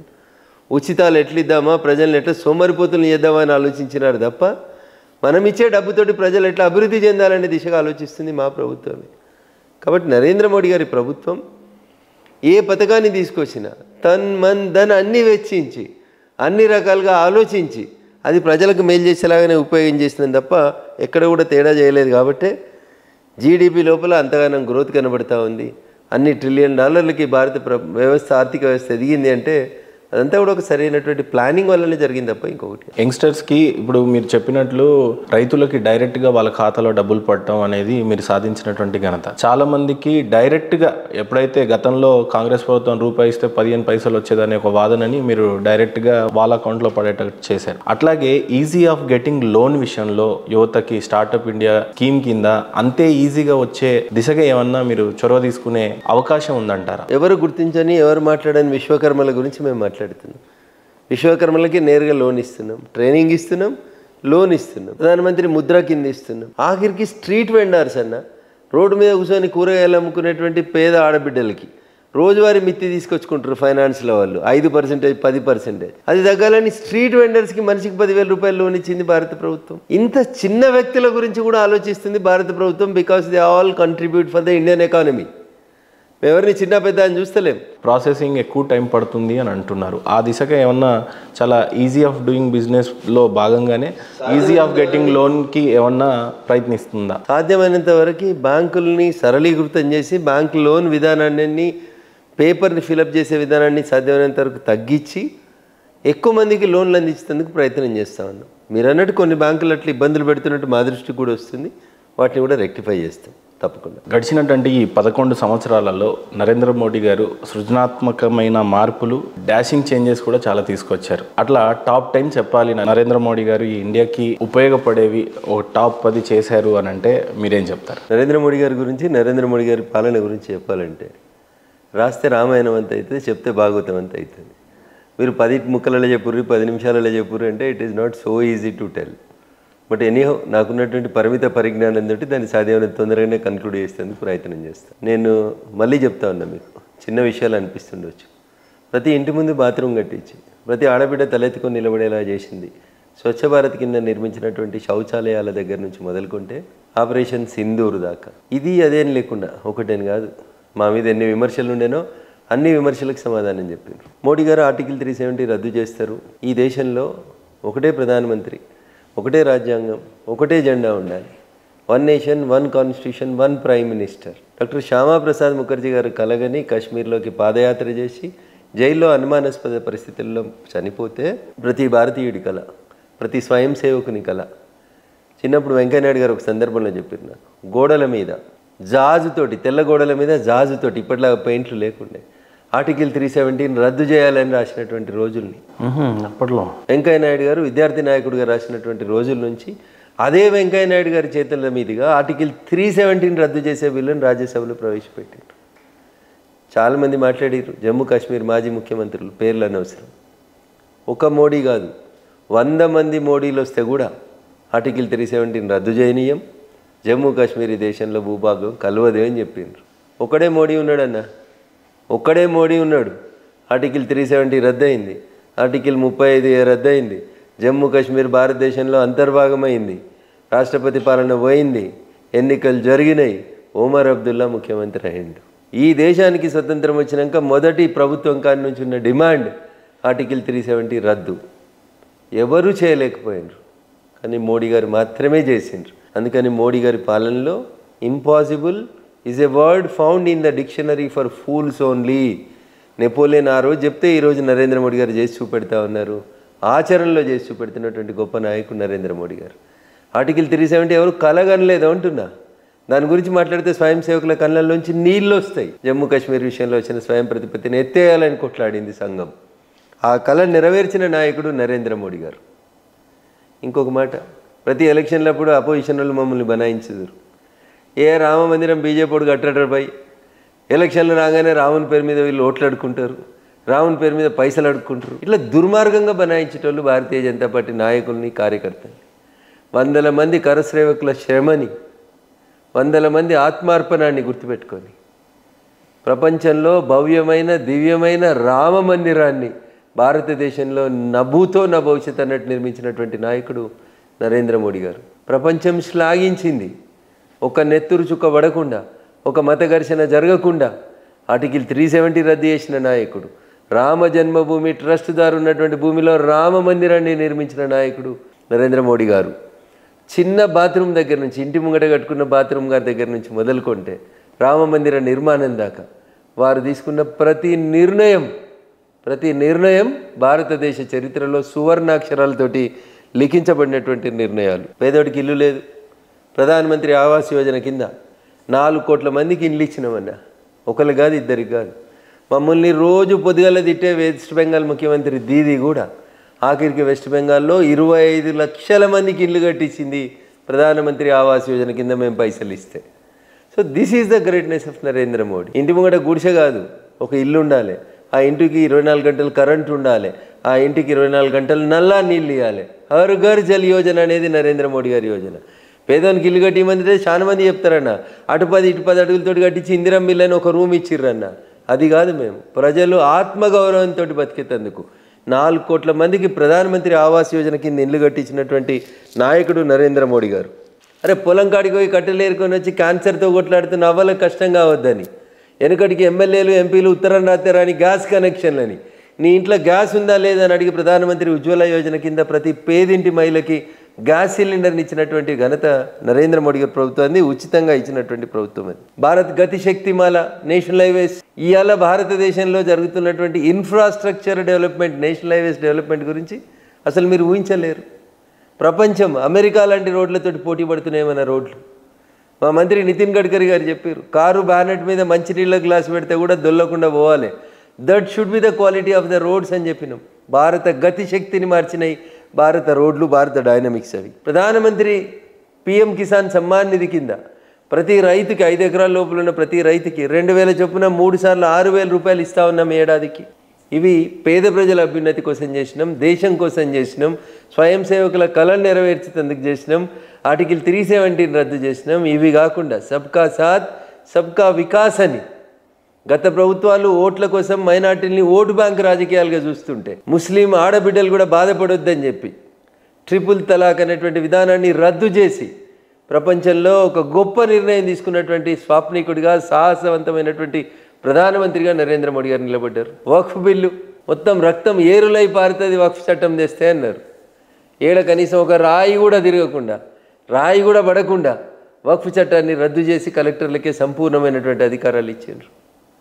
ఈ దేశంలో సిఏఏ, ఎన్ఆర్సి, మన పొరుగు దేశాలకు పోయి మైనారిటీలుగా బతుకుతున్నటువంటి హిందువులు, సిక్కులు, జైనులు, ఇతర మతాలకు సంబంధించినటువంటి మైనారిటీలు ఎవరైతే ఇస్లామిక్ కంట్రీస్లో ఉన్నారో వాళ్ళందరికీ భారతదేశంలో పౌరసత్వం ఇచ్చేందుకు సిఏఏ, ఎన్ఆర్సీని తీసుకొచ్చినటువంటి ప్రభుత్వం నరేంద్ర మోడీ గారి ప్రభుత్వం, భారత ప్రధాని నరేంద్ర మోడీ గారి నాయకత్వంలో జరిగింది. ఆత్మనిర్భర్ భారత్ కింద భారతదేశ ఉత్పత్తులకి ప్రపంచవ్యాప్తమైన లోకల్ని గ్లోబల్గా చేసినటువంటి ఘనత నరేంద్ర మోడీ గారికి దక్కుతుంది. మరి ఏ దేశానికి పోయినా, ఏ ప్రధానమంత్రిని కలిసినా ఇక్కడ నుంచి లోకల్ వస్తువులను తీసుకుపోయి ఇచ్చినారు తప్ప, మేక్ ఇన్ ఇండియాలో ఎంకరేజ్ చేసినారు తప్ప ఇంకొకటి కాదు. స్టార్టప్ ఇండియా, మాకు ఉద్యోగం ఎవరిస్తారనే స్థితి నుంచి మేమే ఉద్యోగాలకు ఇస్తామనేటువంటి దిశగా యువతని మార్చేందుకు మొదలుపెట్టినటువంటి, యువతకు ఉపాధి ఆవిష్కరణలకు మద్దతు పెట్టేటువంటి రీతి లోపల పనిచేసినటువంటి స్టార్టప్ ఇండియా కానీ, నోట్ల రద్దు, డిమానిటైజేషన్, భారతదేశం లాంటి పేదరిక దేశంలో, కరెంట్ లేని దేశంలో, ఇంటర్నెట్ లేని దేశంలో డిజిటల్ ఇండియా అనేటువంటి ఒక స్వప్నాన్ని కన్నాడు. మైసూరుకు అయినా, బెంగళూరుకు అయినా నేషనల్ హైవే మీద ఆఖరికి కూరగాయలు అమ్ముకునేటువంటి ఆడపడుచు దగ్గరకు పోయినా ఇలా డిజిటల్ ఇండియా స్వప్నం సాకారమైంది. నోట్ల రద్దు తర్వాత మెజారిటీ ప్రాంతాల లోపల ప్రపంచంలో ఈరోజు నెంబర్ 1 దేశంగా డిజిటల్ ద్వారా పేమెంట్ జరుగుతున్నటువంటి ప్రపంచంలో నెంబర్ 1 దేశం ఏదంటే భారతదేశం నరేంద్ర మోడీ గారి నాయకత్వం లోపల జరిగింది. ఇట్లా నరేంద్ర మోడీ గారి నాయకత్వంలో ప్రజలు కోరుకున్నది ఏంది, ప్రజలకు అవసరం ఏమున్నది ఏంది అనేది ఆలోచించి ప్రజలకు దగ్గరైతేందుకు ఆయన పోయినారు తప్ప ఎక్కడ కూడా తన వ్యక్తిగతం కోసం పార్టీ కోసం వారు పనిచేయలేదు. అంత్యోదయ కాన్సెప్ట్లోనే పనిచేసినాం మేము. ఈ దేశం బాగుండాలనే పనిచేస్తూ వస్తూ ఉన్నారు. ప్రతి ఊరికి భారతదేశంలో కరెంటు లేని ఊరు ఉండొద్దని తన ప్రధానమంత్రి అయిన 1000 రోజులలో దాదాపు 18,000 హ్యాబిటేషన్స్కి కరెంటు లేకపోతే మొత్తం 18,000 హ్యాబిటేషన్స్కి కరెంటు ఇచ్చినటువంటి నాయకుడు.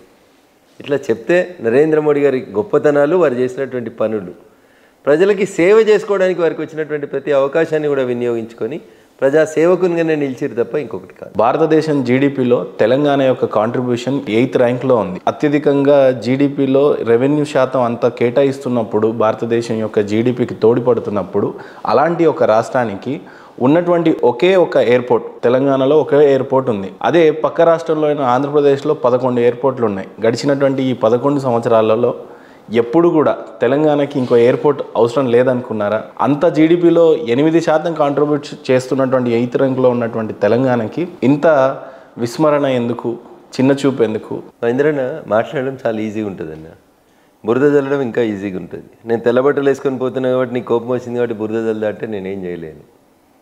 జిఎంఆర్ రాజీవ్ గాంధీ అంతర్జాతీయ విమానాశ్రయం కట్టినప్పుడు శంషాబాద్లో ఒక అగ్రిమెంట్ ఎంటర్ అయింది అప్పుడు ఉన్నటువంటి కాంగ్రెస్ ప్రభుత్వం.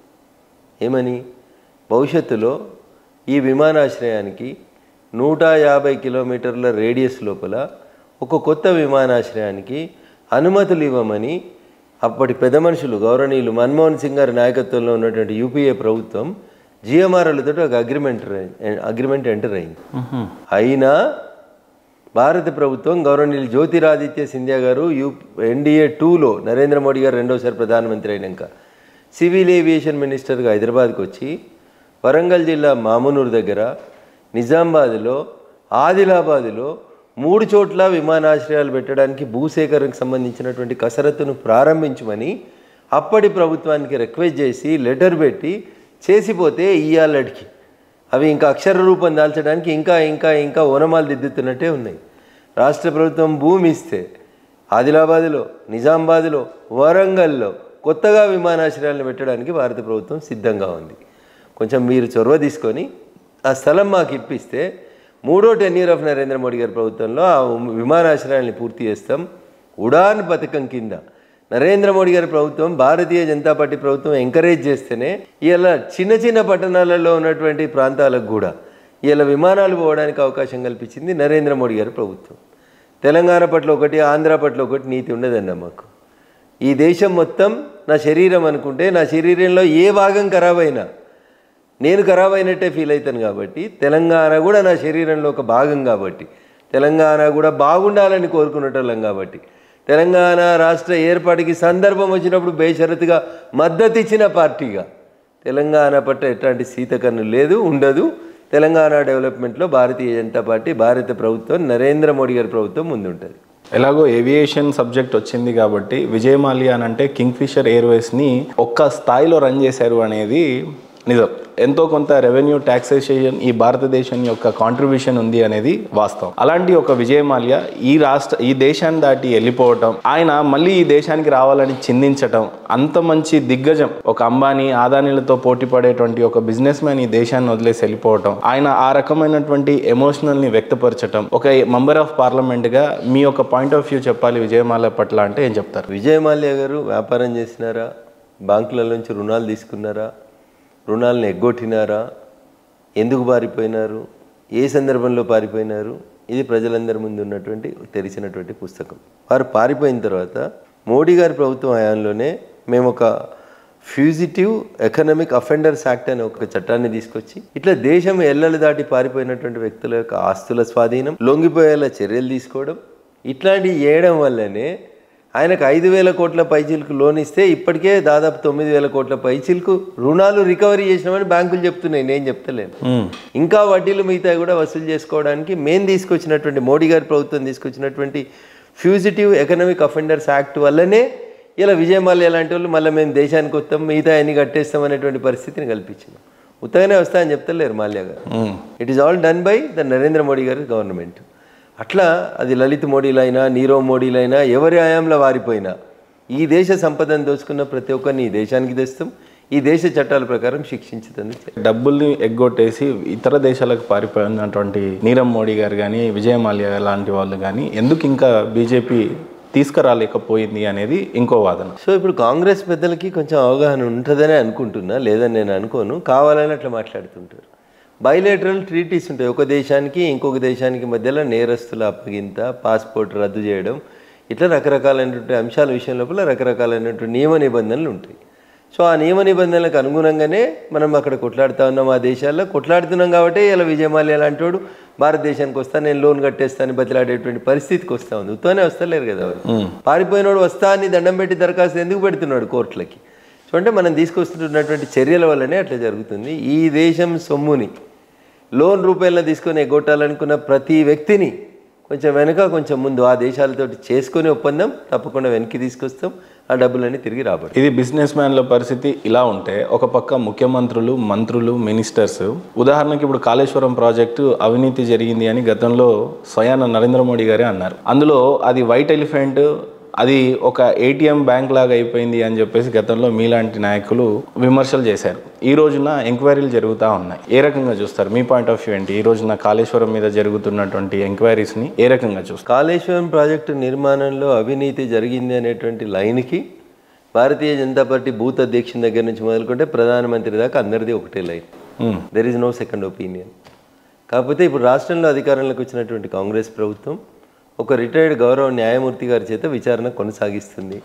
ఆ విచారణలో 115వ సాక్షిగా నిన్న మాజీ ముఖ్యమంత్రి చంద్రశేఖరరావు గారిని విచారణకు పిలిచినట్టు చూసినాం. సో ఆ కమిషన్ ఏం రిపోర్ట్ ఇస్తుంది? కమిషన్ ఇచ్చినటువంటి రిపోర్ట్ మీద ఈ కాంగ్రెస్ ప్రభుత్వం ఏమైనా చర్య తీసుకుంటుందా, లేదా చంద్రశేఖరరావు గారిని కాపాడాలనుకుంటుందా? లేదు వాళ్ళు చర్య తీసుకుంటే ఇబ్బంది అవుతుందని అనుకుంటే భారత ప్రభుత్వానికి ఉత్తరం రాసి, ఇగో ఇది పీసీ ఘోష్ గారి కమిషన్ ఇచ్చినటువంటి నివేదిక, దీని ప్రకారం కేసీఆర్ గారు ఇక పలానా వ్యక్తులు అవినీతికి పాల్పడ్డారు, వీళ్ళ మీద సిబిఐ విచారణ జరపండి అని అడుగుతారా? వీళ్ళు వెయిట్ అండ్ సీ. లాస్ట్కి వచ్చింది కదా. ఇక నాకు తెలిసి కేసీఆర్ గారి చివరి సాక్షి అని అనుకుంటాను. చూద్దాం కమిషన్ ఏం రిపోర్ట్ ఇస్తుంది, రాష్ట్ర ప్రభుత్వం ఏం నిర్ణయం తీసుకుంటే చూద్దాం. We will fight against the corruption of Kaleshwaram. There is no full stop. Till the investigation is completed we will fight for it. ఏదేమైనా భారత్ సూపర్ పవర్ కావాలి అని 2047లో మోడీ గారు కలలు కంటా ఉన్నారు. నిజంగానే వికసిత్ భారత్ కావాలి అని అంటే ఎలాంటి రెవెన్యూలను ఉపయోగించుకుంటారు, ఎలాంటి వనరులను ఉపయోగించుకుంటారు, సూపర్ పవర్ భారత్గా ఎప్పుడు తీర్చిదిద్దుతారు? మీకున్నటువంటి ఆశలేంటి, ఆశయాలేంటి ఈ దేశం పట్ల? ఈ దేశానికి ఉన్నటువంటి గొప్ప సంపద యువకులు, ఈ దేశ యువత.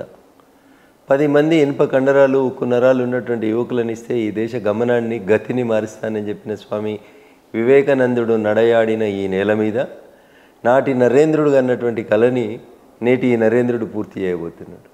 ప్రపంచంలో మీరు ఏ దేశానికి పోయినా ఆ దేశంలో ఉన్నటువంటి గొప్ప గొప్ప కంపెనీలను నడుపుతున్నది, శాసిస్తున్నది, పాలిస్తున్నది ఇండియన్స్. మీరు ఆబుదాబికి పోయినా, అమెరికా పోయినా, అడిలైడ్ పోయినా, ఆస్ట్రేలియా పోయినా ఐఎమ్ ఎన్ ఇండియన్ అని ఇలా గర్వంగా 56 అంగుళాల ఛాతిని ఉబ్బించుకొని చెప్పుకునేంత ధైర్యాన్ని ఇచ్చినటువంటి నాయకుడు నరేంద్ర మోడీ గారు. భారతదేశం వికసిత భారత్గా 2047కి ఎదగాలన్నా, నలంద లాంటి యూనివర్సిటీని తిరిగి మేము ఓపెన్ చేస్తూ ఉన్నా, భారతదేశం విశ్వగురుగా మలచబడాలన్నా, భారతీయుల యొక్క శక్తి ప్రపంచానికి తెలవాలన్నా, ఇప్పటికే గత 11 సంవత్సరాల పాలనలో నరేంద్ర మోడీ గారు వేసినటువంటి అడుగుల వల్ల, నేను మళ్ళీ చెప్తా ఉన్నా, ఇవాళ భారతదేశం కాదు ప్రపంచంలో ఏ నూక్ అండ్ కార్నర్కి పోయినా, ఇంతకుముందు నీ దేశం అంటే ఏదని చెప్పుకోవడానికి భయపడే స్థితి నుంచి ఐఎమ్ ఎన్ ఇండియన్ అని గర్వంగా చెప్పుకునే రీతి లోపల భారతీయుల గౌరవాన్ని పెంచిన నాయకుడు నరేంద్ర మోడీ గారు. ఖచ్చితంగా వికసిత భారత్ లక్ష్యంతో పాటు భారత్ని విశ్వగురువుగా చేస్తాం, ప్రపంచంలో అగ్రమాగా నిలబెడతాం. దానికి అంతా కర్త, కర్మ, క్రియ ఎవరంటే ఈ దేశంలో ఉన్నటువంటి యువత. ఈ దేశంలో 165% మంది ఉన్నటువంటి యువకులని వాళ్ళ కాళ్ళ మీద వాళ్ళు నిలబడి ఒక్కొక్కరు ఇంకో 10 మంది కొత్తగా ఉద్యోగాలు ఇచ్చే రీతిలో, భిన్నంగా ఆలోచించే రీతిలో వాళ్ళని మార్చి మూసబోసిన విద్యా విధానంలోంచి మన దేశానికి అవసరమైనటువంటి విద్యా విధానాన్ని తీసుకొచ్చి, నేను ఇందాకనే చెప్పిన, నేను ఈజ్ ఆఫ్ డూయింగ్ కానీ, లర్నింగ్ బై డూయింగ్ కానీ, ఇట్లా రకరకాలైనటువంటి కొత్త అంశాలను తీసుకొచ్చి యువతను ఉత్తేజపరిచి, అట్ ద సేమ్ టైం యువతను రాజకీయాల్లో కూడా రమ్మని ఆహ్వానించి అన్ని వర్గాల ప్రజల యొక్క భాగస్వామ్యంతో వీళ్ళు వాళ్ళు అని తేడా లేకుండా కాస్ట్, రేస్, రీజియన్, రిలీజియన్ ఏది దృష్టిలో పెట్టుకోకుండా వీఆర్ ఆల్ ఇండియన్స్ అని చెప్పి ఈ దేశం ఎదగాలని కోరుకునేటువంటి ప్రతి వ్యక్తితోటి ప్రతి సంస్థతోటి కలిసి అడుగులేసి మలినమైన మనసులు ఏమైనా ఉంటే వాటిని శుద్ధి చేసి ఈ దేశం శుద్ధంగా అన్నింటికీ సిద్ధంగా ఉండే రీతి లోపల 2047కి ఇది వికసిత భారతం అయ్యేలాగా నా దేశం అభివృద్ధి చెందిన దేశం, నా దేశం ప్రపంచానికి మార్గదర్శనం చేసేటువంటి దేశం అనేంత గొప్పగా ఎదిగే రీతి లోపల భారతదేశంలో ఉన్నటువంటి యువశక్తిని యువకుల శక్తి సామర్థ్యాలను ఉపయోగించుకొని ఎవరైతే ఇంత జనాభా ఉంది భారతదేశంలో ఎగతాళి చేస్తున్నారో వాళ్ళకి ఈ యువతనే ప్రపంచానికి లీడ్ చేసేటువంటి రీతి లోపల మారుస్తామని నరేంద్ర మోడీ గారి ఆలోచనలకు అనుగుణంగా nation first party next individuals last అనే రీతిగా ఈ దేశ యువతని ప్రపంచ యవనిక మీద నిలబెడతామని చెప్పి సంపూర్ణమైనటువంటి విశ్వాసం నాకు. ఈ రోజులలో చిన్న ఓటమి రాగానే కృంగిపోయే యువతను చూస్తూ ఉన్నాం, జనాల్ని చూస్తూ ఉన్నాం. మీరు ఎమ్మెల్యేగా ఓడిపోగానే రఘునందన్ రావు పని అయిపోయింది అనుకునే లోపలనే ఎంపీగా గెలిచి పార్లమెంట్లో అడుగుపెట్టారు. ఎలా ఎంజాయ్ చేస్తున్నారు ఆ పదవిని, ఎలా న్యాయం చేస్తున్నారు? ప్రజలు లిమిటెడ్గా ఉన్నటువంటి దుబ్బాక నియోజకవర్గానికి రఘునందన్ రావు చేసిన సేవల్ని గుర్తించుకోలేకపోయినప్పటికీ లేదా అక్కడ జరిగినటువంటి రకరకాల కారణాల చేత నేను ఓడిపోయినప్పటికీ విస్తృతంగా ప్రజాబాహల్యంలో రఘునందన్ సేవలు అవసరం. భారత పార్లమెంట్లో రఘునందన్ లాంటి వాడు ఉండాలి, వాయిస్ ఆఫ్ వాయిస్లెస్ ఉండాలి, ఒక ప్రశ్నించే గొంతుక ఉండాలి, పేద ప్రజల కష్టం వస్తే మా తరఫున మాట్లాడేందుకు ఒక నిలబడాలని అనుకున్నారు. కాబట్టి మెదక్ పార్లమెంటు ప్రజలు నా మీద విశ్వాసం ఉంచి నన్ను పార్లమెంటుకు పంపించారు. రఘునందన్ డెమోక్రసీకి పూర్తి స్థాయి లోపల అర్థం చెప్తూ ప్రజల కొరకు ప్రజల చేత ప్రజలే ఎన్నుకునేటువంటి రీతి లోపల ఎదిగి వచ్చినటువంటి నాయకుడు. ఎప్పుడు ఎన్ని దెబ్బలు తాకినా, ఎన్ని గాయాలు తగిలినా, ఎన్ని ఓటములు ఎదురైనా మళ్ళీ నిటారుగా నిలబడినటువంటి గడ్డిపోచనే నాకు ఆదర్శం. అట్లే నిలబడతాను, అట్లే ఎదుగుతాను. ఈ గొంతులో శ్వాస ఉన్నంతసేపు I will stand for my people. చిన్న బాధ్యతను తీసేసి పెద్ద బాధ్యతను ఇచ్చారు. ఎలాంటి లక్ష్యాలను ముందు పెట్టుకున్నారు? బాధ్యత కంటే ఎక్కువ పనిచేసేటువంటి ఏరియా పెరిగిందని అనుకుంటున్నాను. ఇంతకాలం మెదక్ ఎంపీ ఎవరు అంటే పార్లమెంట్లో ఎప్పుడు ఎవరు కనబడ్డారో కనబడలేదో నాకు తెలియదు. కానీ రఘునందన్ రావు మా ఎంపీ అని గర్వంగా మా మెదక్ ప్రజలు చెప్పుకునేలాగా మెదక్ ప్రజల గొంతుకనై నిలబడతా ఉన్నా, మెదక్ జిల్లాలో ఉన్నటువంటి సమస్యల్ని భారత పార్లమెంట్ దృష్టికి తీసుకొస్తా ఉన్నా. నాట్ ఓన్లీ మెదక్, తెలంగాణకు సంబంధించిన ఏ అంశమైనా, ఆదిలాబాద్కు రైలు రాకున్నా, ఆర్మూర్లో రైల్వే స్టేషన్ కావాలన్నా, ఇట్లా ఏది కావాలన్నా రఘునందన్ మా గొంతుగా నిలబడతాడు అనేటువంటి తెలంగాణ ప్రజల విశ్వాసాన్ని సంపూర్ణంగా నిలబెడతానని చెప్పి నేను ఈ సందర్భంగా మీ ద్వారా ఈ దేశ ప్రజలకు తెలియజేయదలుచు. నేను నా కళ్ళతో చూసిన Raghunandan Rao sir parliament, central government నుంచి, స్టేట్ నుంచి ఎలాంటి నిధులు వస్తాయో తెలియదు, కానీ ప్రైవేట్ సంస్థల నుంచి ఇందాక సిఎస్ఆర్ ఫండ్స్ కూడా మాట్లాడడం చూసా. లైబ్రరీస్ కోసం అని, లేకపోతే అంబేద్కర్ గారి స్టాచ్యూ దగ్గర ఏదో స్పేస్ ఉంది అని చెప్పడం విన్నా, కళ్ళారా చూశాను. సో ఇలాంటి నాయకుడు ఉండటం ఇందాక నేను కూడా చాలా ఇన్స్పైర్ అయ్యాను సార్. నా ముందే అది జరిగింది, చూశాను. కాబట్టి ఖచ్చితంగా మీ మీద ఇంకా పెద్ద బాధ్యతనే మోపారు. ముందు ముందు ఇంకా చాలా పదవులు అనుభవించాలి, ప్రజలకి ఇంకా దగ్గర అవ్వాలని మనస్ఫూర్తిగా కోరుకుంటూ thank you so much sir. Thank you Mahender గారు, ధన్యవాదాలు.